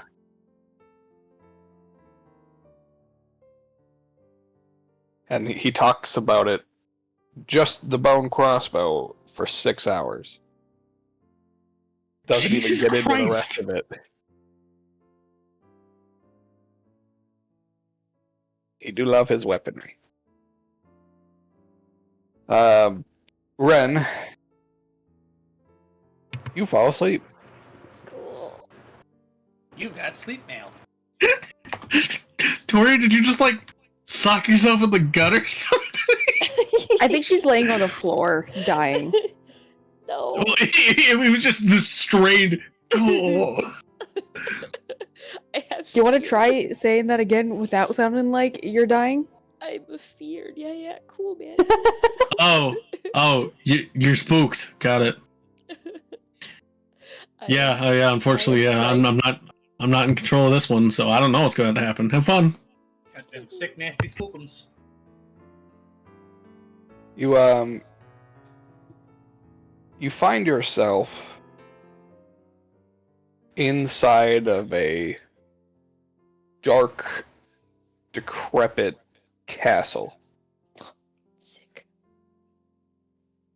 The castle you find yourself in is deteriorated to the point where you can see into the dark night sky above, and find that not only is it dark and decrepit here, the atmosphere also feels chilling and full of decay. Awesome. Is there anything else around other than this castle, or is it just castle? You peer around your surroundings and find that the castle is perched in the middle of a war-torn battlefield. It is currently the only standing structure in the area as far as you can see. And it itself is not standing very well. You can see one thing in the middle of the field, just floating about a foot off the ground, and it is staring up at you. What is it? Let's do something here. Well, that's a fucking threat. No. Everything sounds like a threat when you're alone in a spooky place. Anything sounds like a threat when Josh suddenly goes, "Let's do something here." Yeah, you're like. Bring you here, and let's bring you here, so that the stream can see. No, I guess we'll just have to watch. We'll have to watch this part.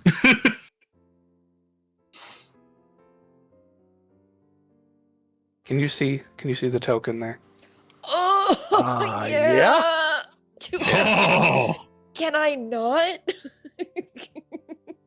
God! Now I can't wait to find out. Go timestamp this for us, please.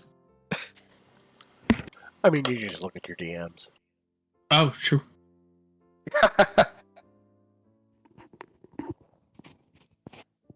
Yes, you find a creature with almost flowery wings.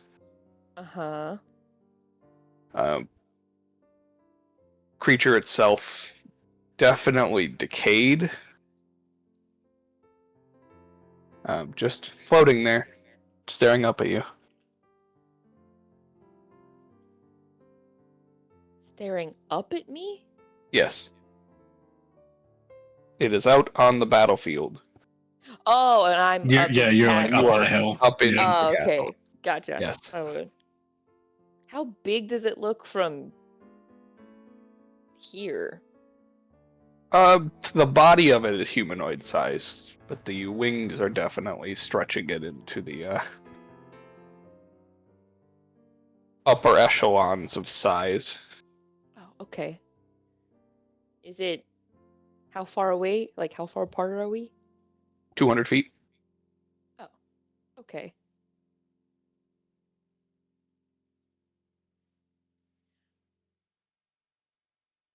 This is my dream, right?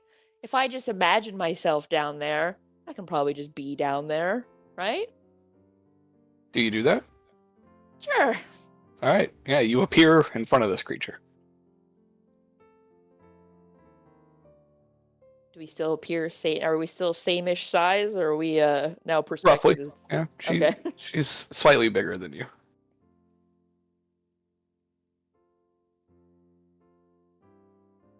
Sort of tilt my head and just look at her. Hello?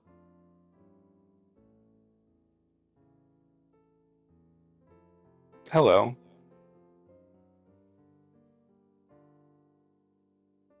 Don't think we've ever met. Not here we haven't. Where have we met? We've spoken with each other briefly.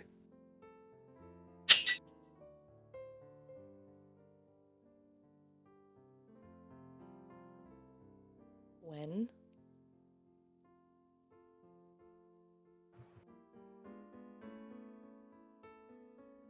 Shortly after you invited me in. Oh.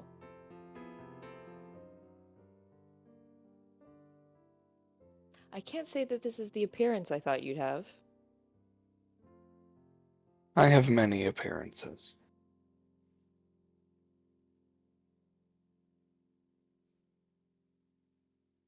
Why'd you pick this one? I felt like it. Valid.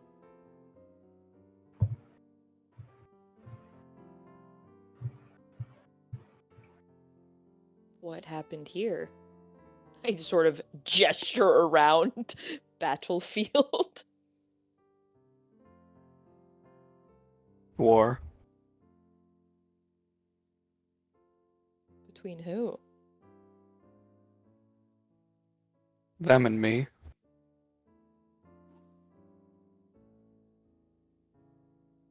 Who was them?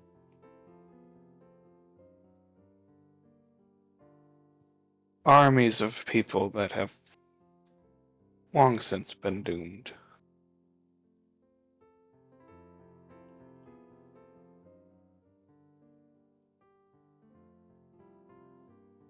Specifics of which are not really your concern.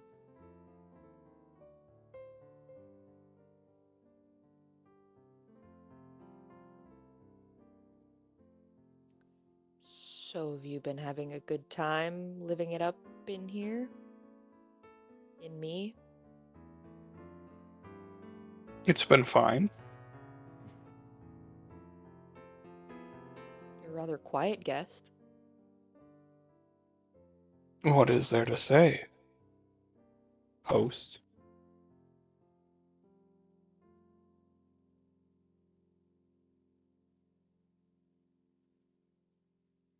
This is the first time you've come to visit. I didn't think this is how I had to do it, but, you know, good to know for the future. This is more personable, don't you feel? Just me talking in your head every day. Doesn't seem very cozy. It's a little creepy, you're not wrong.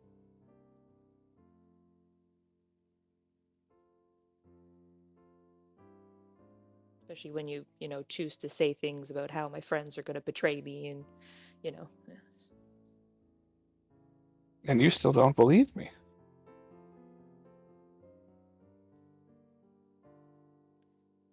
You haven't given me much reason to doubt them. Have I given you reason to doubt me? No, so it's a bit of an impasse. So it is.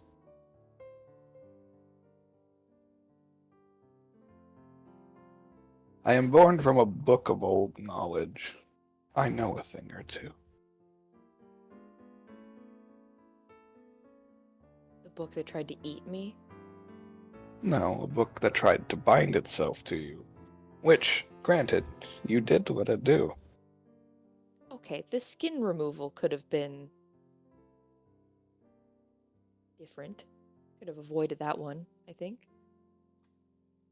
Also, when it started to come from my face, not okay. The arm was acceptable.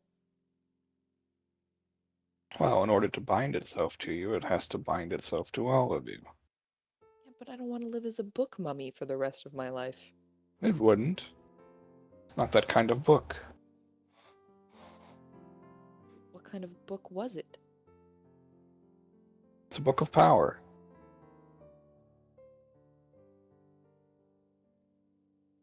Well, that's vague. Well, you asked what kind it was. That's what the answer is. Did it have You a didn't ask name? what it does. Oh, my apologies. What did it do? Oh, thank you for being specific with your questions. Well, it does bestow its binder a very powerful spell. It's a spell book.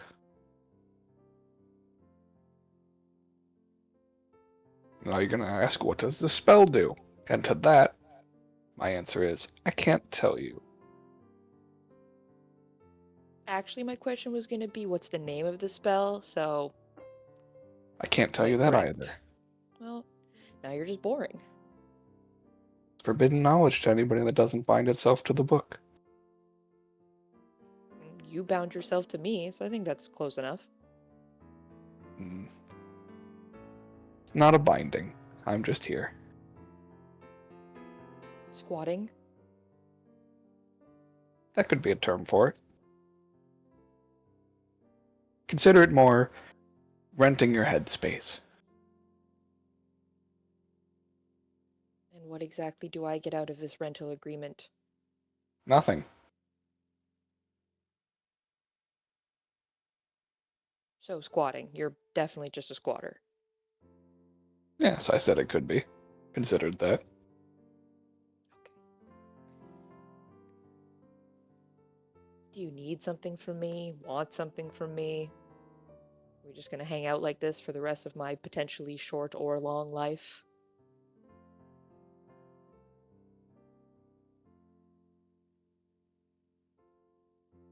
I'm not here to discuss my motives with you. Then what are you here for? Hitch a ride. You're hitching a ride. Do I get to know the destination? No. Because then you may not go there.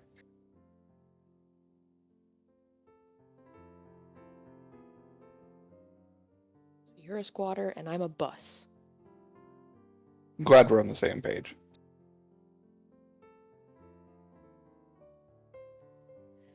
Can we meet somewhere less depressing next time? You can Of all the change the scenery now if places- you'd like. Oh my goodness, that's so true. I do. I make this place look way nicer. Battlefield, gone. Creepy castle, gone. We're in like a pretty field of flowers. Alright, yeah, you're in a field of flowers. Surrounded by corpses. I just sort of look over at them like, really?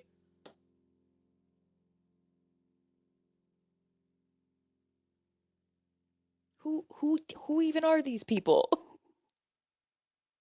Nobody's now. Who were they? Villains. Evildoers. According to who? You? Parts of me. This part of you or other parts of you? Well, I am me, so me. Okay. But you're just a piece of a larger whole, are you not? I suppose. Fragment of some stronger being. But I am fully capable of thinking for myself. Are you like a specific fragment of your greater being? Or just a small piece of a larger whole? You sort of have all the bits and pieces from the main part of you. Understand your question. Like, say, you fragmented off, but you're only, I don't know, the vindictive part, per se. Oh, you're asking if my personality differs than other portions, other fragments. Yes. We're each unique in our own ways, but we're not fragmented personalities. Oh, okay. Another fragment could have the same murderous intentions as another.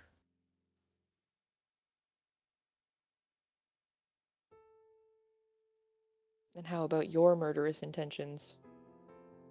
I've done my killing. They're surrounding you currently. I see that. So now you just need a ride to do... You're just trying to get somewhere to do nothing? No, trying to get somewhere to do something. It's just that something that I'm not willing to tell you. Said you weren't willing to tell me the destination. You're also not willing to tell me the something? This feels very Correct. one-sided. That's because it is. Like, now I just feel like a pack mule. What happens if Congratulations. we never get where you want to go? Then eventually you die. And you along with me. Darn.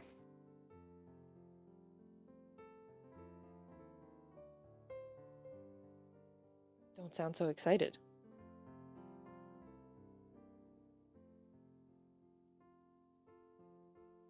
Should I be concerned about passing on?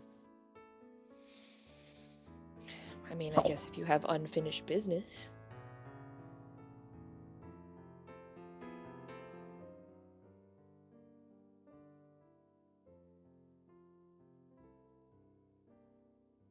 My Look existence around at all the is bodies. Like, minuscule. It doesn't matter if I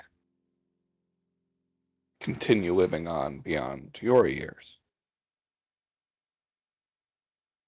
So another part of me will be put out into the world again, and the cycle will repeat itself endlessly until our goal is met.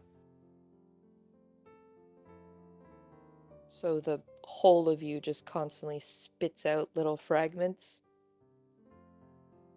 Like a leaf on a tree. Interesting. Alright, well, next time, can you maybe not bring your dead bodies along? You're really killing the vibe. That's the point. Well, who knew dreaming could be so fun? I'm quite enjoying it. This is a lovely visit.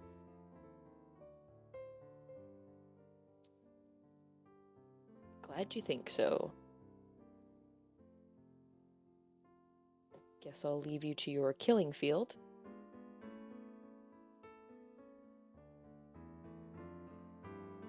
I'll be here.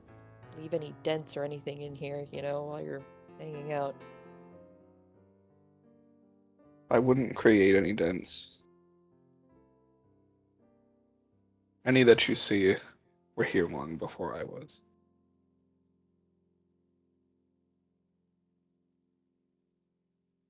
Rude. Calling me dented in my own dreamscape. I've seen the traumas that haunt you. Alright, well, this was a fun visit.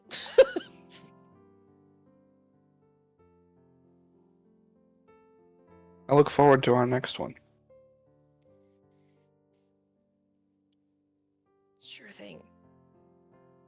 And then I just stand here and then I'm like, Do you wish to awaken from your dream? I just kind of don't know where the exit is, you know? I don't do this very often. Let me help. She raises one hand, and you see all of the corpses on the ground raise. Oh, God. Just look at her like, seriously? You wanted a way out. And all of their heads just snap to looking at you before they just all rush at you. Cool. And let me guess, I have the worst wake up ever. Yes, you do, as your dream body is ripped to shreds. Oh, super cool.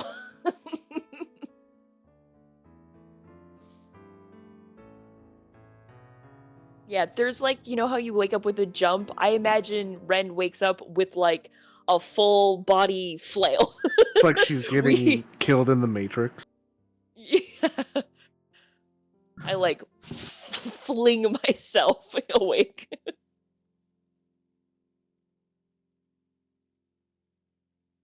Holy shite, are you alright?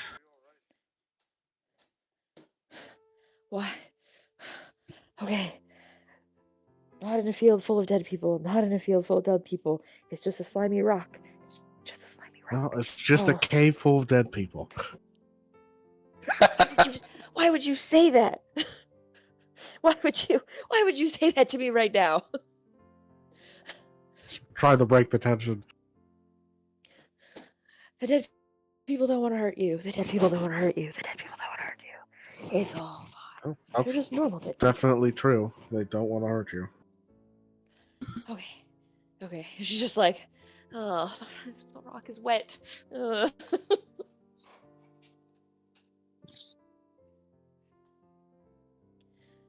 How long did I sleep for? Like 30 seconds. Oh. What the? I actually have no idea, Josh. Oh. Yeah, that'd be pretty accurate. Hey! Holy crap. Damn. Off I went. I don't know if I like dreaming. The dream was fine. The wake up is not okay. I gotta find a better way out next time. Maybe I just make a door. Maybe next time I just ask for a door. A completely normal door. Yeah. Let's try a door next time. Or maybe like a nice brightly lit tunnel. Something not so horrifying. Maybe don't ask the fragment of the weird eldritch death god to get you out of your dream, Ren. Maybe don't do that. So you spoke to them then? Yes. Rather unhelpful, but they're there.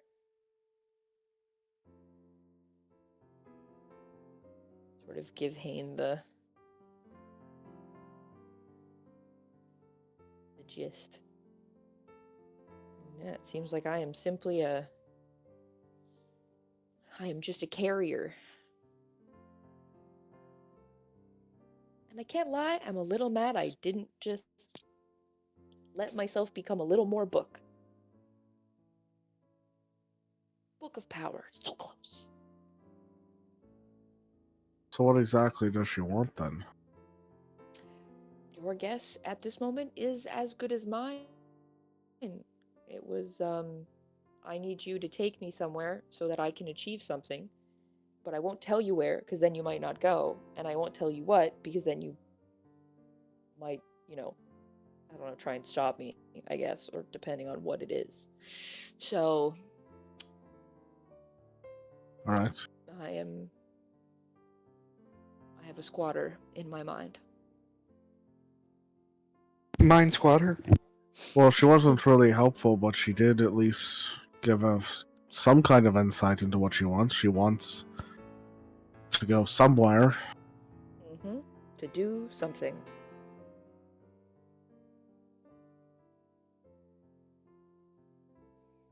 Maybe we shouldn't go to the Scar. Because if she wanted to go somewhere, it would most likely be somewhere that is aligned with her in some way, and Everywhere just feels like... I feel like I'm going to be afraid to go anywhere somehow.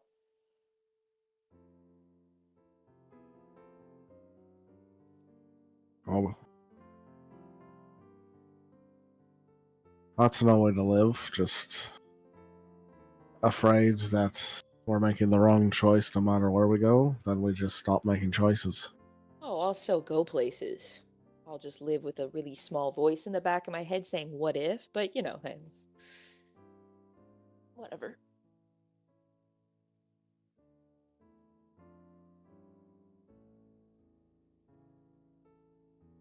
My suggestion is we skip the scar for now, because out of all the places that we need to go, that's probably the most likely one that she would want us to go to. And then we do a little bit more research, find out where her seat of power was before she was fractured, and then go from there. I take it she didn't have any plans on moving on, did she? No, I mentioned dying, you know, because that could happen.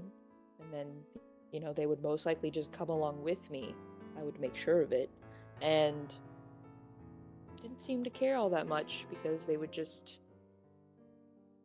like a leaf on a tree, there would be another fracture, and time didn't seem like much of an issue for what they were trying to achieve. So yeah. Alright, well, it sounds then like they don't exactly have a deadline. Which is good, because now I don't need to worry so much about sort of just gestures. This. a little less stressful. Because, you know, I'm useful to them. So, I'm not very useful if I'm dead. I gotta start all over again. Josh, real quick, just to confirm, because I was having Discord problems earlier. Yeah. If she was to die, the fragment would take over her body? Is that what was said? The fragment itself didn't mention that. Well, Ryan said it, and so I wasn't sure if that was something that the guy said, if that was something Riven said. No. Remember that one time I very briefly died from the alcohol drinking, the really strong alcohol, and for like a simple flash of time, I was basically trapped. Ren was trapped inside of herself, and then the piece of like the fragment had basically come to like the forefront, but because I didn't stay dead for like more than a second, then we swapped back after. I do not remember that. Yeah. Yeah. That was why Wolfheart brought up the whole, like, yeah, we probably should try to not have her die in this ritual sort of deal, because that was there could be problems with Ren might not get to come back. Yeah. And Revan agreed with that? Mm-hmm. Okay. I mean, yeah, he said, well, we'll not do it that way then. Yeah, we'll try to find a different version. Oh, okay. Yeah, because the idea he had, that was a possibility. Yeah, not a guarantee, but still possible. So trying to find a version that's... I mean, I was under the impression that all of the rituals required death, but... Very probably. Right.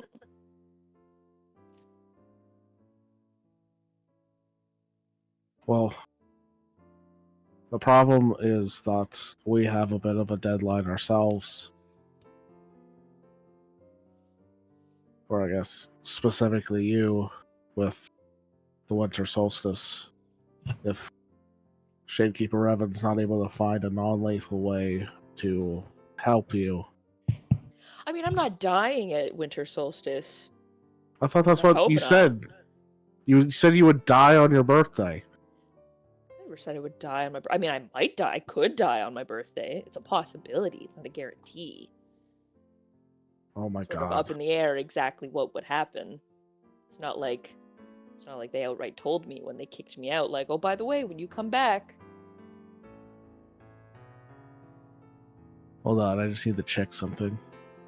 There's a possibility that there's like a little piece of me that's still left, that's attached, you know, to Winter, and when they sort of yoink that piece out of me to give to my sisters that maybe it kills me, as it was sort of born into me, given to Ren, me. Yes.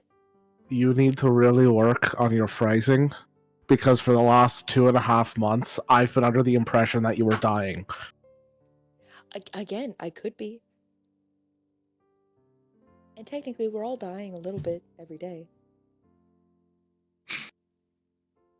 He just has his head in his hands right now. Yeah. It's like, Jesus fucking Christ. Yeah, I feel like this is the time where Hayne really benefits from having a face, so we can give her the full "Are you being fucking serious, bitch?" look. Just like, I love you, I want to hurt. I love you, but right now, I'm not feeling it. He sort of like slides back over and kind of like scoots up like next to him. I'm sorry.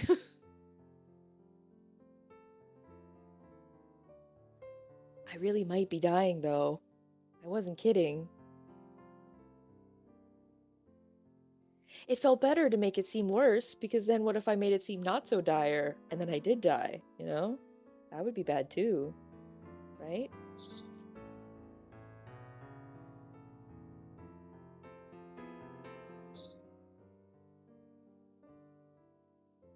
Ren, Mm-hmm. I'm very glad to hear that you are not dying. Not guaranteed dying.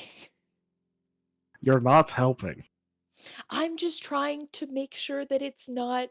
I try not to put too much of a hopeful spin on it, In my mind, I've kind of sort of been living with the. I think it's just been so long that in my mind I assumed I was probably going to die, that I just sort of forgot that maybe I wouldn't, and that it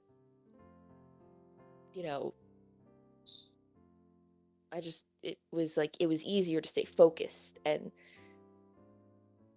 is there a precedent for someone having the power of the seasons ripped out of them before? Do they usually die? No, this hasn't happened. So we're always, like I said, we're born in twos, right? It's always two. They split us. It's always split in two.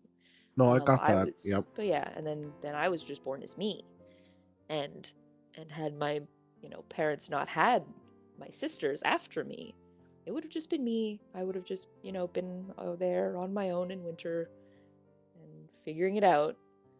But then my sisters popped out. They took as much from me as they could, that I guess was possible before they kicked me out, that my sisters could handle, because they were very young. And so then, this process mm-hmm. of having the seasons taken from you, Mm-hmm. do It's they not have the to be seasons, it's just the power of specifically winter? Yes. Do they have to be here to do it, or are they like calling the season back to them or something? Oh, yeah, no, I have to be back there, or else, again, they weren't very specific when they were kicking me out as to exactly what would happen if I wasn't, but it was something along the lines of, I, as an archfey, will simply tear you back to this realm, in maybe not so many words.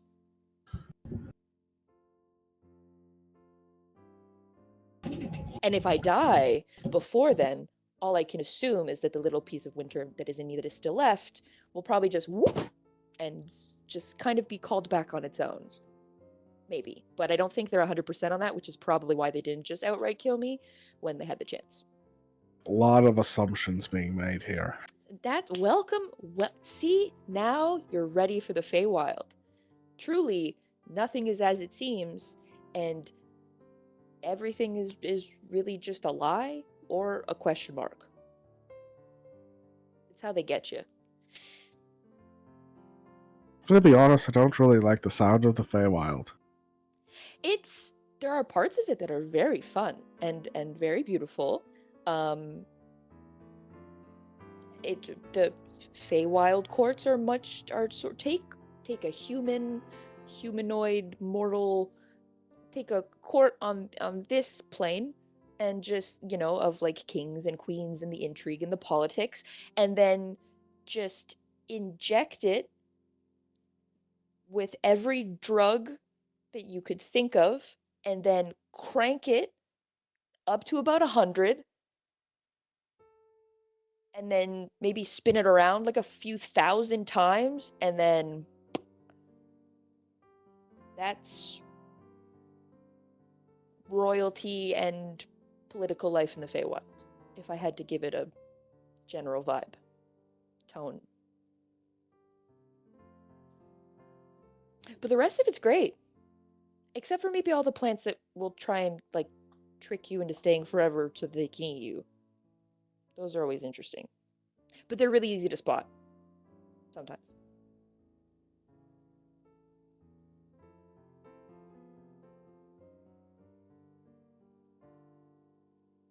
Hane's just kind of staring now.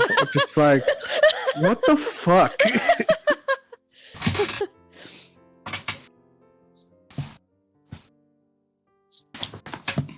Hey, you chose her, man. Wolfheart. I know.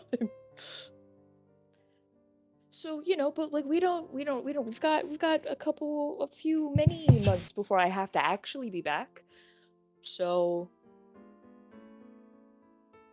plenty of time to learn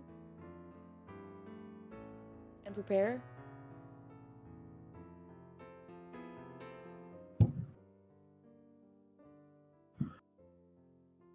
Right. Well, assuming that we can find a non-lethal way, or if there's like a way of getting rid of Calyptos from you, the offer still stands. This power of the Archfey or whatever. Perhaps if you were one of us, it wouldn't have as much power over you anymore. It's possible. I'm a little worried what happens to my sisters if they don't get this, though. Is it possible to just take it out, put it in a box, send it home? Did you forget about the part that it could kill me?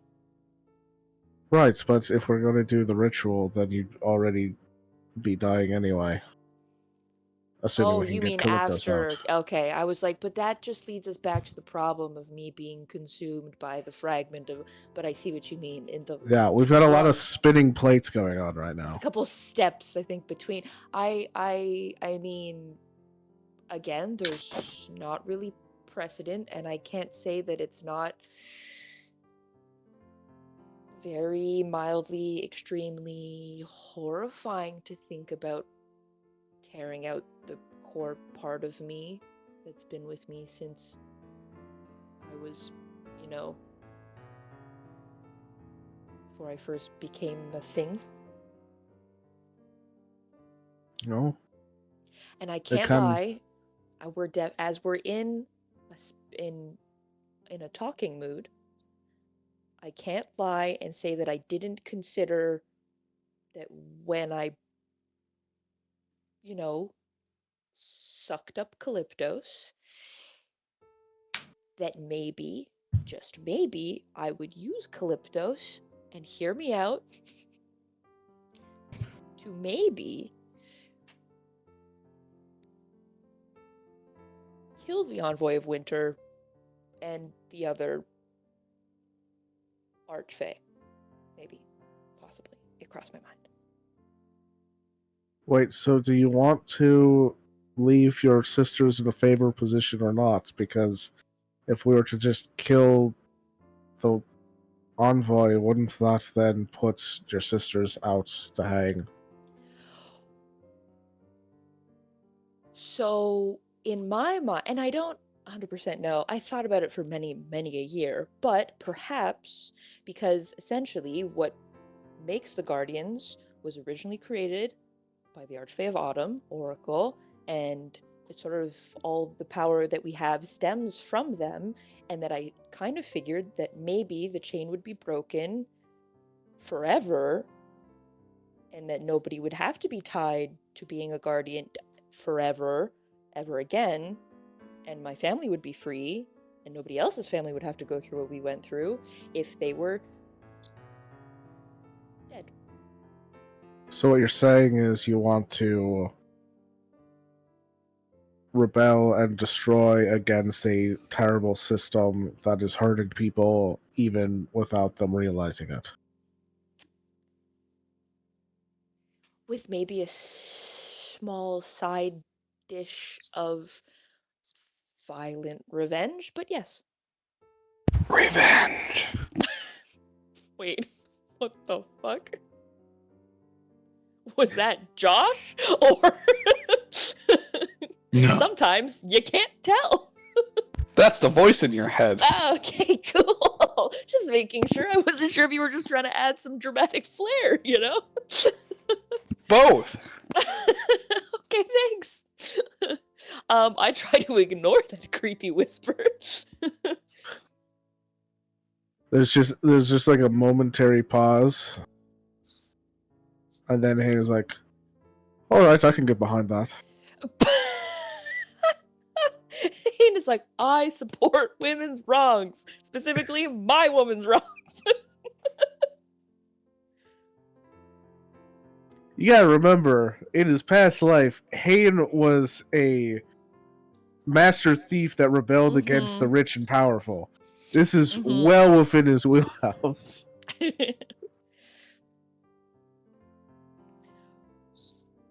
So yeah, just, trying to upset the entire hierarchy of the Feywild, on a random afternoon, if you will. My and only sort of gave problem. up on the plan eventually because it was a lot of a plan, but then this happened, and I never thought I'd make it back to like the summer court in order to like get back the piece that I left there. So My only problem Mhm. with destroying this whole Archfey regime is if we use Calyptos to do it, what's to stop her from taking over? Yes, this is another thing I thought of, but I didn't think about that until after I had gone on a mild power trip and sucked up Calyptos. Not my shining moment, I can agree. I might have gotten a little bit over eager.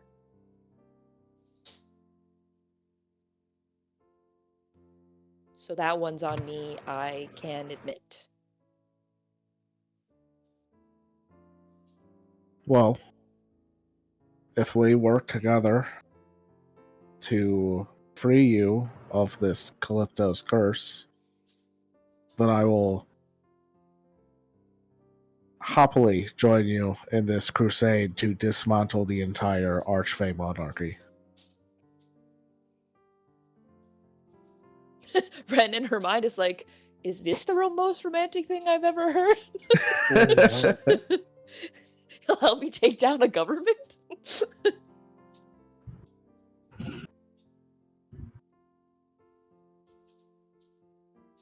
Something tells me some people might not be as on board as you are.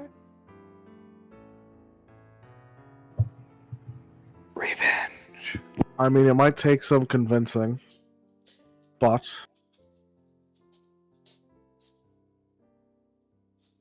if you explain it in a certain way, people may be a bit more understanding. Okay, I might need your help. You frame things a lot better than I do. I led you to believe I was actually genuinely dying for 2 months, so I could probably use... I never needed to learn how to really talk to people too much, or at least in a way that mattered. Where I grew up, at least previous me grew up, if I didn't know how to say the right thing to the right people, I would most likely end up stabbed in a gutter somewhere. Okay. Well, then we make a good team.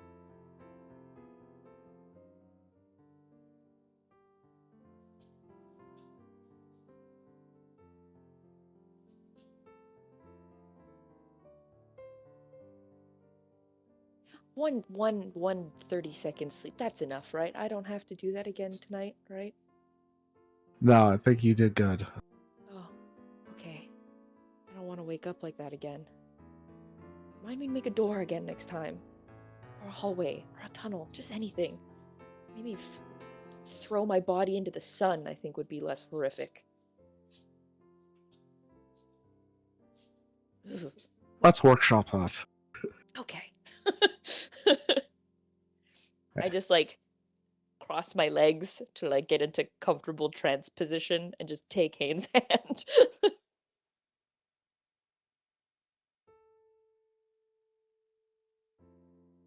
And try to ignore the creepy whisper of revenge coming from the back of my mind. I try and not look over, physically Ren has to stop herself from looking over her shoulder to see if there's something behind her being like, hey man, revenge.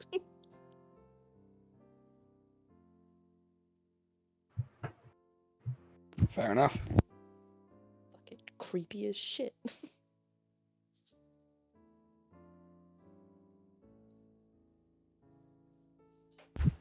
Well, you guys all wake or whatever in the morning. You all arise. Yeah, you all awaken and arise, or just arise in the morning. Morning, quote unquote. Several hours later. Whenever we feel appropriate. All of us, none of us can tell what fucking time it is. We're all in a cave. Yep. None of us have keen mind, I think. Yes. It's time. I think if Mel has Druidcraft, she could tell, but I don't even fucking know. I don't have my.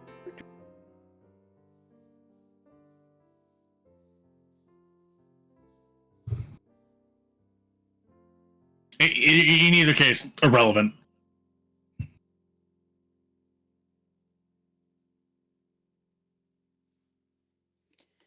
We reconvene. Do. You reconvene. So I don't know.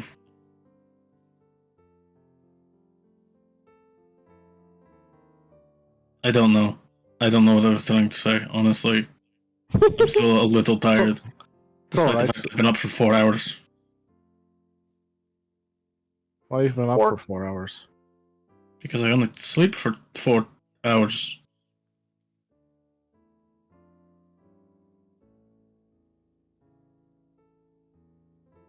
Irrelevant. Wait, do you have a max cap of how much you can sleep?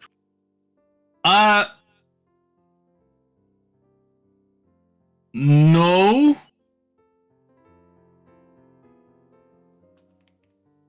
I just didn't want to sleep more than that, I guess.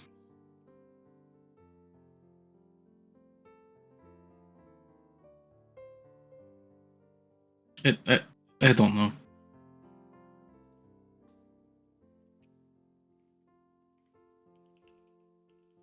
Orca's the last to wake up, since the lack of sun just keeps her absolutely just in a coma. By the time she wakes also up, hungover. yeah, someone has to physically push her off the cot to wake her up. That's how out she is.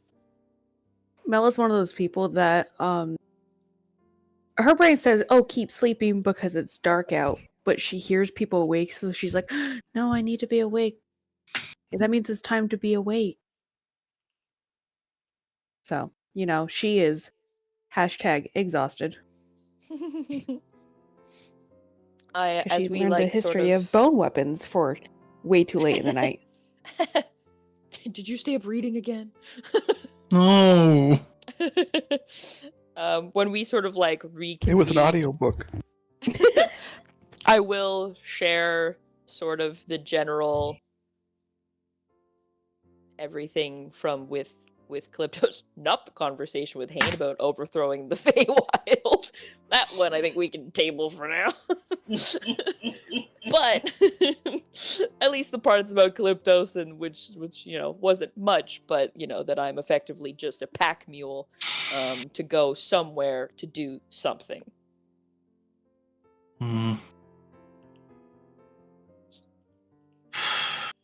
Well, the Scar is an idea. There are 2 other places I could think of, but both of those are on the archipelago. Yeah, I had a thought that one of the places might be just Tal'Dorei. yeah, has the vibes that Oh. I feel like they're looking for.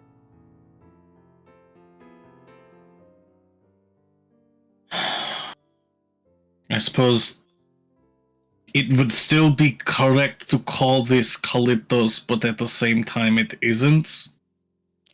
I mean, it's still Calyptos. They have the same. More of what I'm saying is,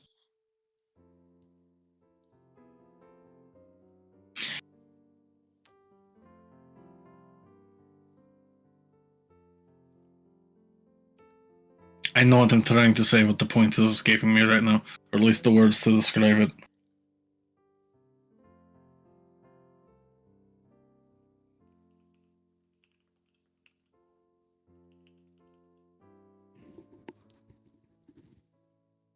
Yes. I don't know how to say what I'm trying to say. Okay. So I think, though, for now, maybe avoiding the Scar is a better idea than going to the Scar. Oh, it could be a last resort if we don't find anything out at the other places we wanted to research at. It's unfortunate that the places that we would probably find the most information are the places we would seek to avoid because they're locusts of power. Well, we already went to. I mean, Cathar's Galere was the starting point, so that's. She hesitates and she's like, safe? And then I don't know all that much about Sinai, but I can't imagine it's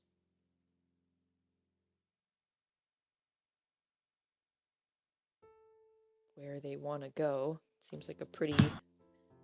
If that was where they needed to go, I feel like they probably would have gotten there by now. It's not exactly an out of the way locale. Same with, Somniorum. And we were already, near and speaking with the Paragon of Balance. Yes. Mm-hmm. So, Good job. that's another option. Maybe not. Ugh.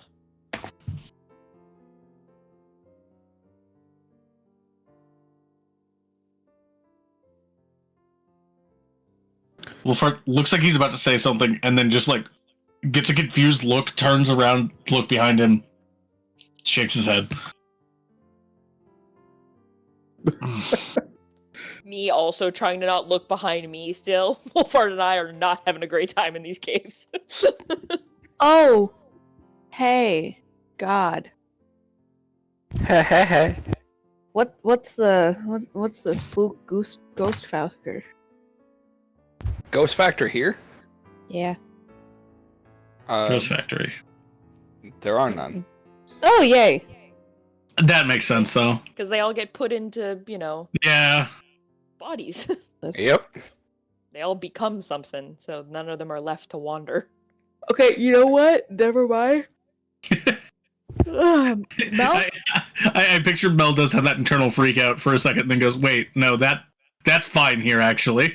She's like, I think I'd actually be concerned if somebody was roaming around still. Yeah, there's also not a lot of like violent death that happens in these caves. And if there is, someone asked for it.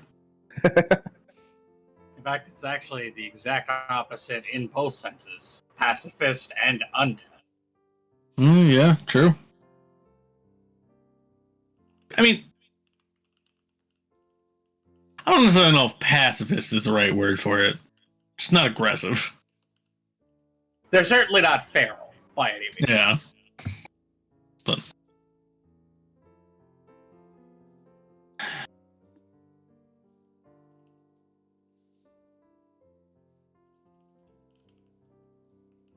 alright.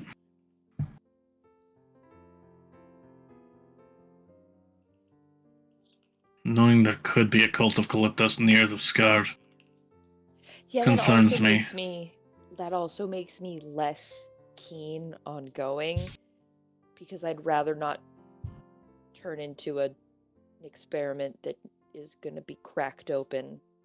No, I understand that, but at the same time, you understand why I don't want that to continue. I do. And if I wasn't carrying around probably what they would love more than anything, I would be all for going there to shut it down. Not to mention, of all the people to have information about Calyptos, her very own cult are probably high up on the list. However skewed in her favor it might be. I guess it makes sense that the shard of Calyptos would probably manifest differently. What makes you think they want to give any of that information to us, though? Would Ren have described what the shard looked like? Or at least just vague detail? Oh, like what they looked like when I met them? Yeah. Oh, yeah, I would have given that up. That's fine. I wasn't exactly talking about asking nicely. That's also an option. I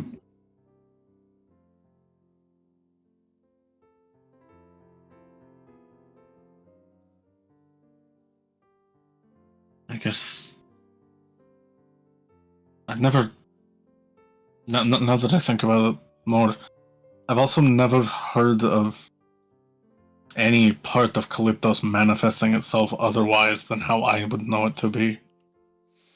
How do you What know you it? describe is not Calyptos as I would know it. Calyptos, as far as I know, and as far as everything that I've heard from the scholars in Selenara, is supposed to be some large, colossal skeleton with a crushing sphere of gravity instead of a head. Not some. Well, what I saw was at least fungal winged angel. Welcoming. Well, I mean, they said that they sort of could appear how they chose, so they probably just chose something that would be less alarming to me. Makes it easier. Makes me probably less likely to try and kill it, get rid of it, destroy it. Because a giant skeleton with a gravitational orb for a head, mildly more unwelcoming. I guess Calyptos has learned from Magnetlux. Okay. From who now?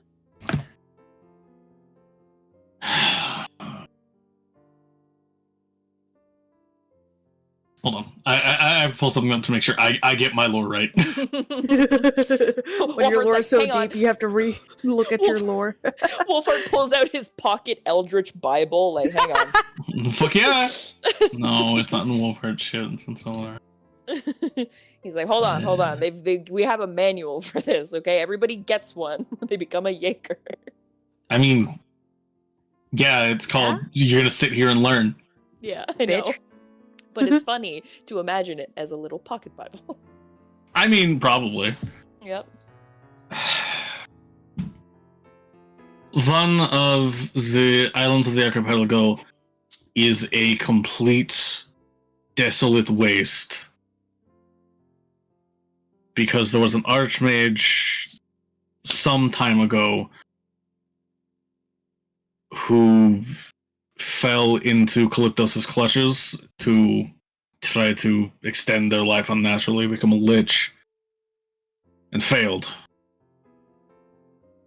And Calyptos tried to crawl through the space that archmage left. What does that island look like? Is it just completely desolate? The only thing that remains is the catacomb-like expanse that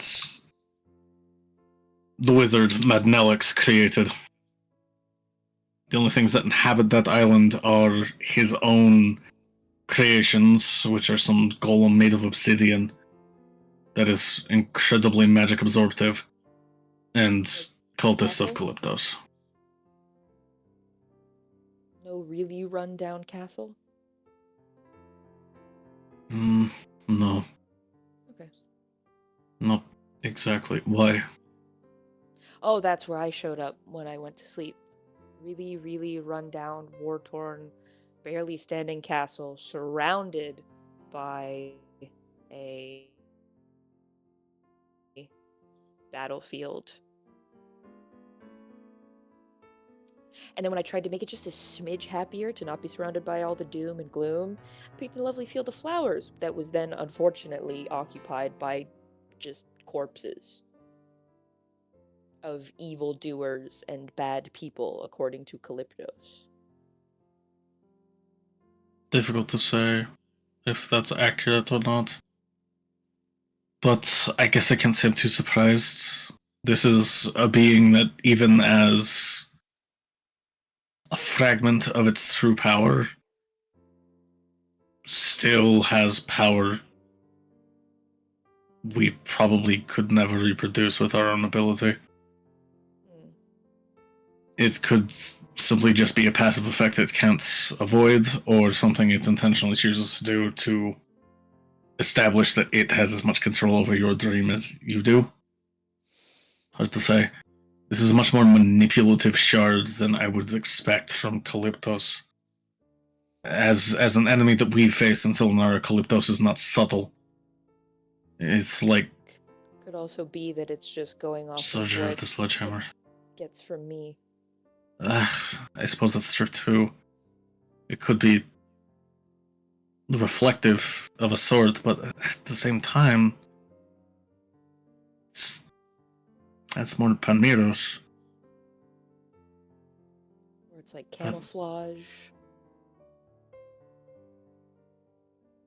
Just trying to blend in. Mm-hmm. Trying to ingratiate you to it.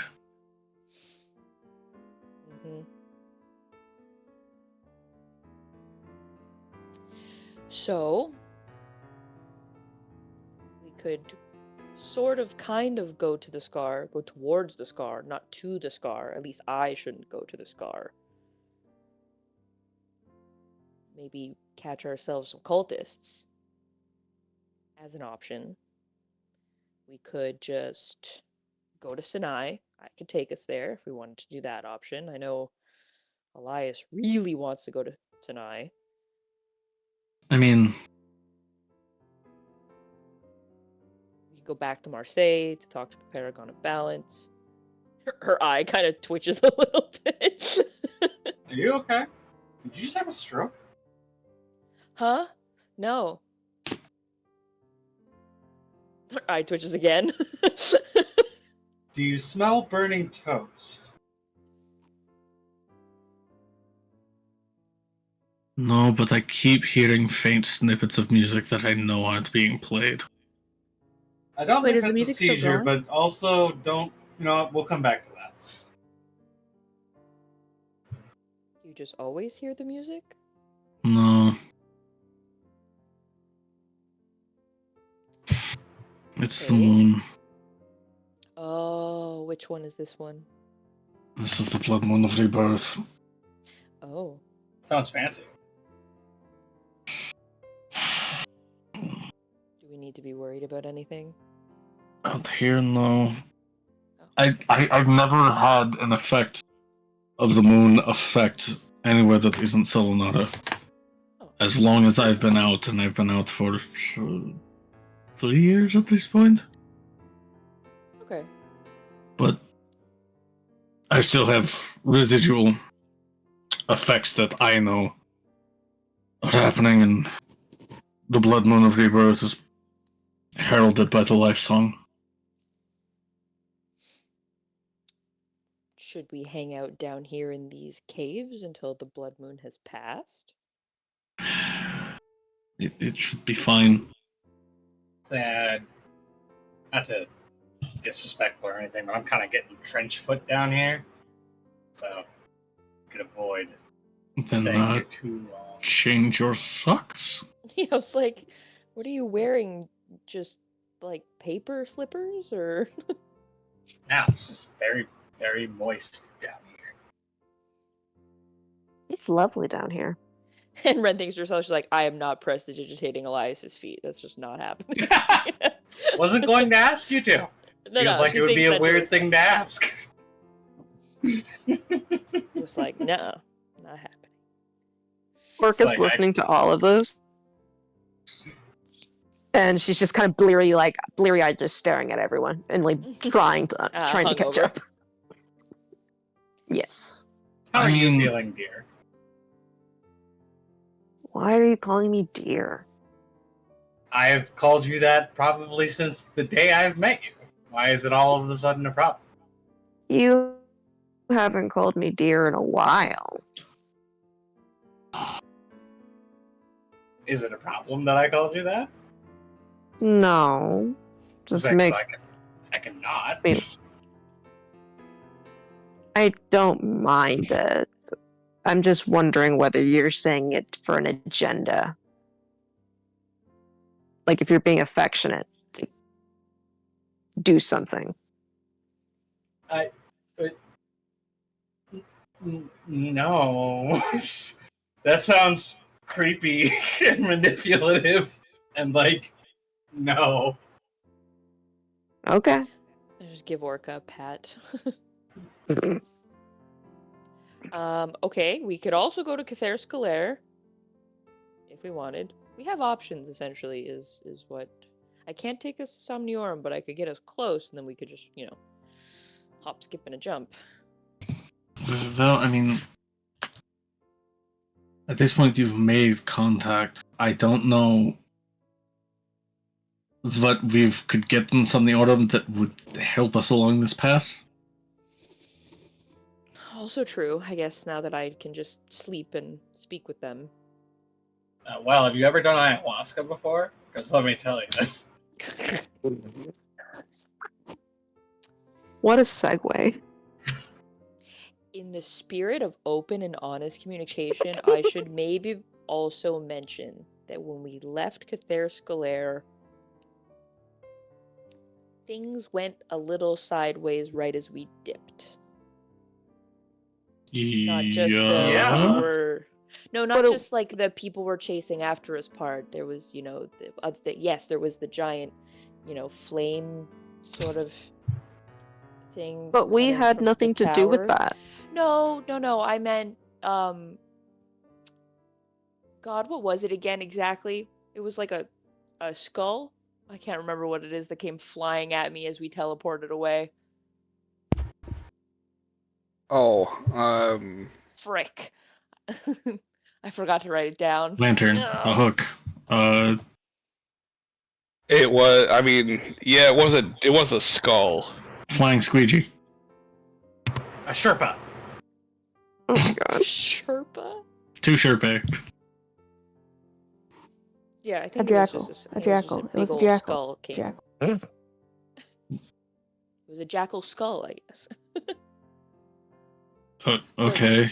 Yeah, no, as we were, leaving and then going back through the portal, there was the giant, flame gullet, and then at the same time, a very large skull also came flying at me as we left. Like, very direct, not like, oh, it shot out a skull. No, like, right straight for me when we left. So, not sure what that means. That seems like a good motivation to go to Cather to figure out what that meant. Just putting it out there that is a thing. So, Cather and its creepy flame tower and flying skull, the Scar and its cultists, or Sinai, where Elias is going to steal Hain and run away. Oh, he's taking him out on a bachelor party?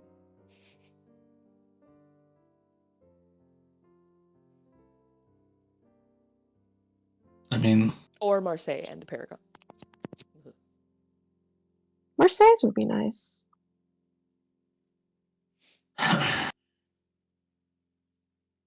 Personally, I feel like Sinai probably makes the most sense. Even if just on a transactional balance.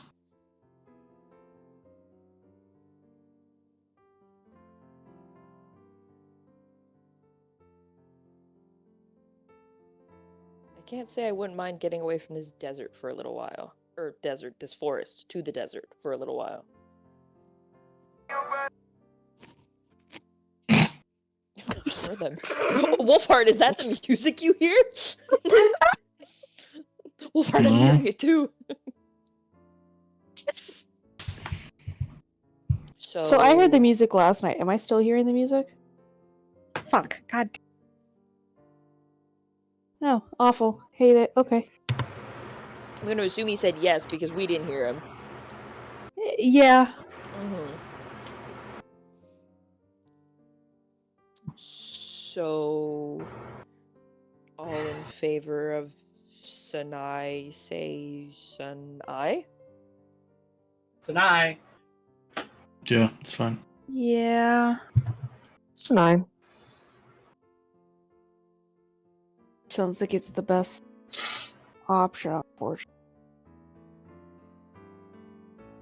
Also, making the least dangerous. Yeah, that.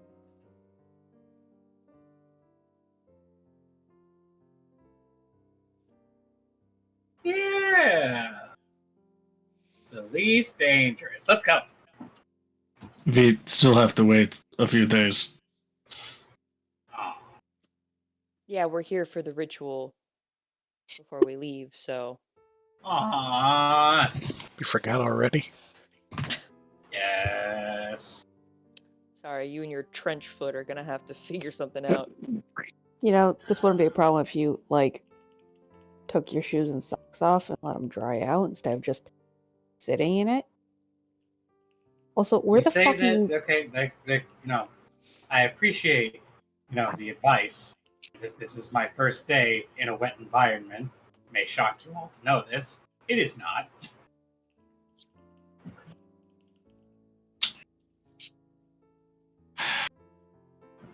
Hain, do the Great Legion have some sort of training area or something to hone weapon skills? I suddenly find myself needing to hurt something that isn't living. Ren claps her hands together. She's like, I need somebody to teach me how to shoot a gun. that lead off.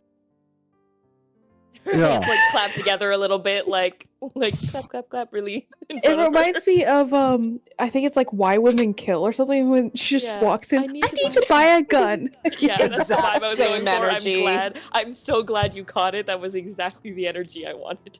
Gun. Such feral energy. What can I do for you? I gotta buy a gun. Yeah. I will point out, for the record, and I understand that you may be tempted to say no, because I am not your favorite person, and I get that. But I can teach you not only how to use guns, but to use guns that nobody else can use. So, you wanted to do that. I just saying. Learning two skills is a little better than learning one. But if not, I totally understand. I just like pretend to pull my finger guns out of holsters that I don't have, and I'm just like, these are my guns. He walks up to you, and he doesn't touch you, but he just starts like sizing up your hand and kind of like taking measurements in his head. And he's like, "Yeah, I can work with."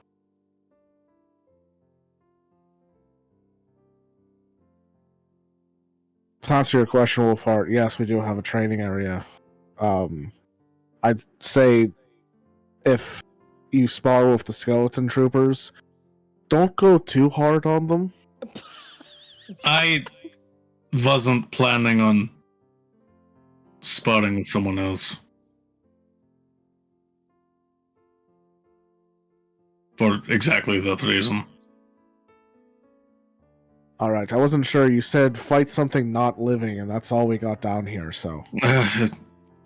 Inanimate. Got it. Does prestidigitation work on bone? Prestidigitation? Or not mending. If it's not animated. That's funny. Contour, what did you say? I didn't catch that. I said training dummy, basically. Yeah. Not like an actual person, just something to attack. A training Yeah. dummy. I was gonna say, hey, one of those skeletons has a PhD.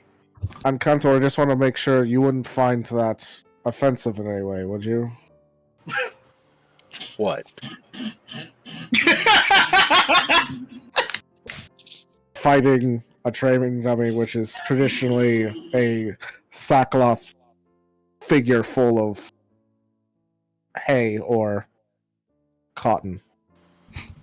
I mean, as long as I'm not tied to it, I really don't give a fuck. Good. If I am tied to it, we're gonna have an issue.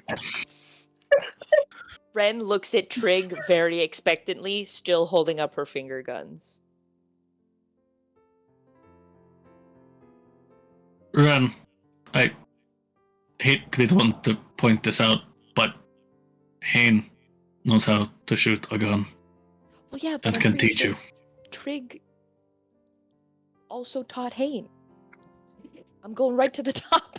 It's probably best I'm not the one to teach her anyway. We might get a bit distracted.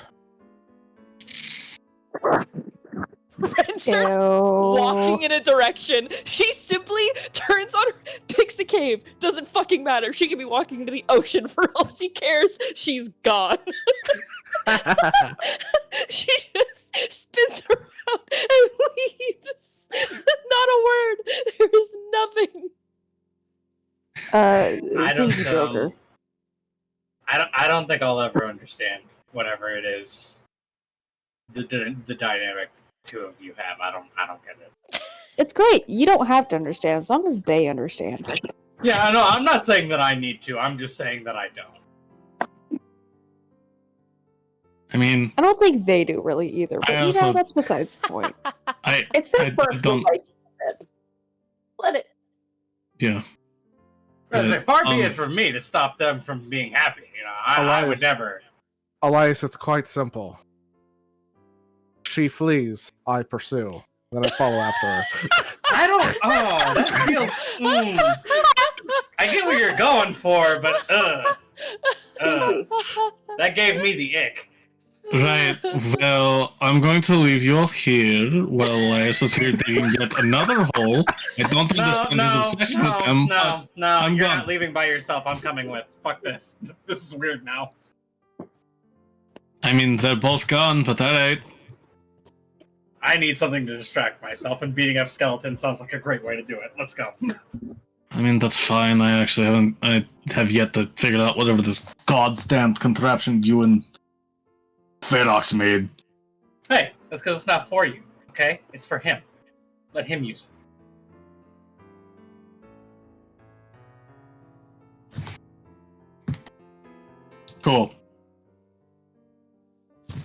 The language book for me.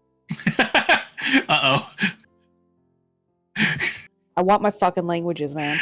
We're gonna come back and yet again Mel is sobbing about fucking declensions in the subjective form of Sylvan. Oh, okay. I don't know what that means. I thought she meant she wanted a language book on grave tongue, and I'm like, Yeah. I don't know how to teach you we how can to use do that. Yeah, how do I teach you to just not No. use muscles or you like the required death. Yeah. No, It's like she has a trying to plan now. She Ominous. she actually has it planned out exactly which books in which order for which language she will learn next. Listen, it's fine. I trust Mel's planning slightly more than I trust, I don't know, Ren's. what the fuck you're talking about? You know exactly what I'm talking about, Tori. Your girl just wants to overthrow one simple government, and God. The real question is, I point in your general trust direction. more between Elias's and Ren's. Oh, that's Calyptos. That's a hard one. Because I know that end goal. Good times. All right. Well, on that note, with you guys kind of going about Splitting doing off. your own thing, we will end session here. Yeah, that's fine. So I'm going to go ahead and end the recording here. So thank you guys for watching, and we will catch you next week. bye-bye. Bye now. Bye-bye. Bye now. Bye.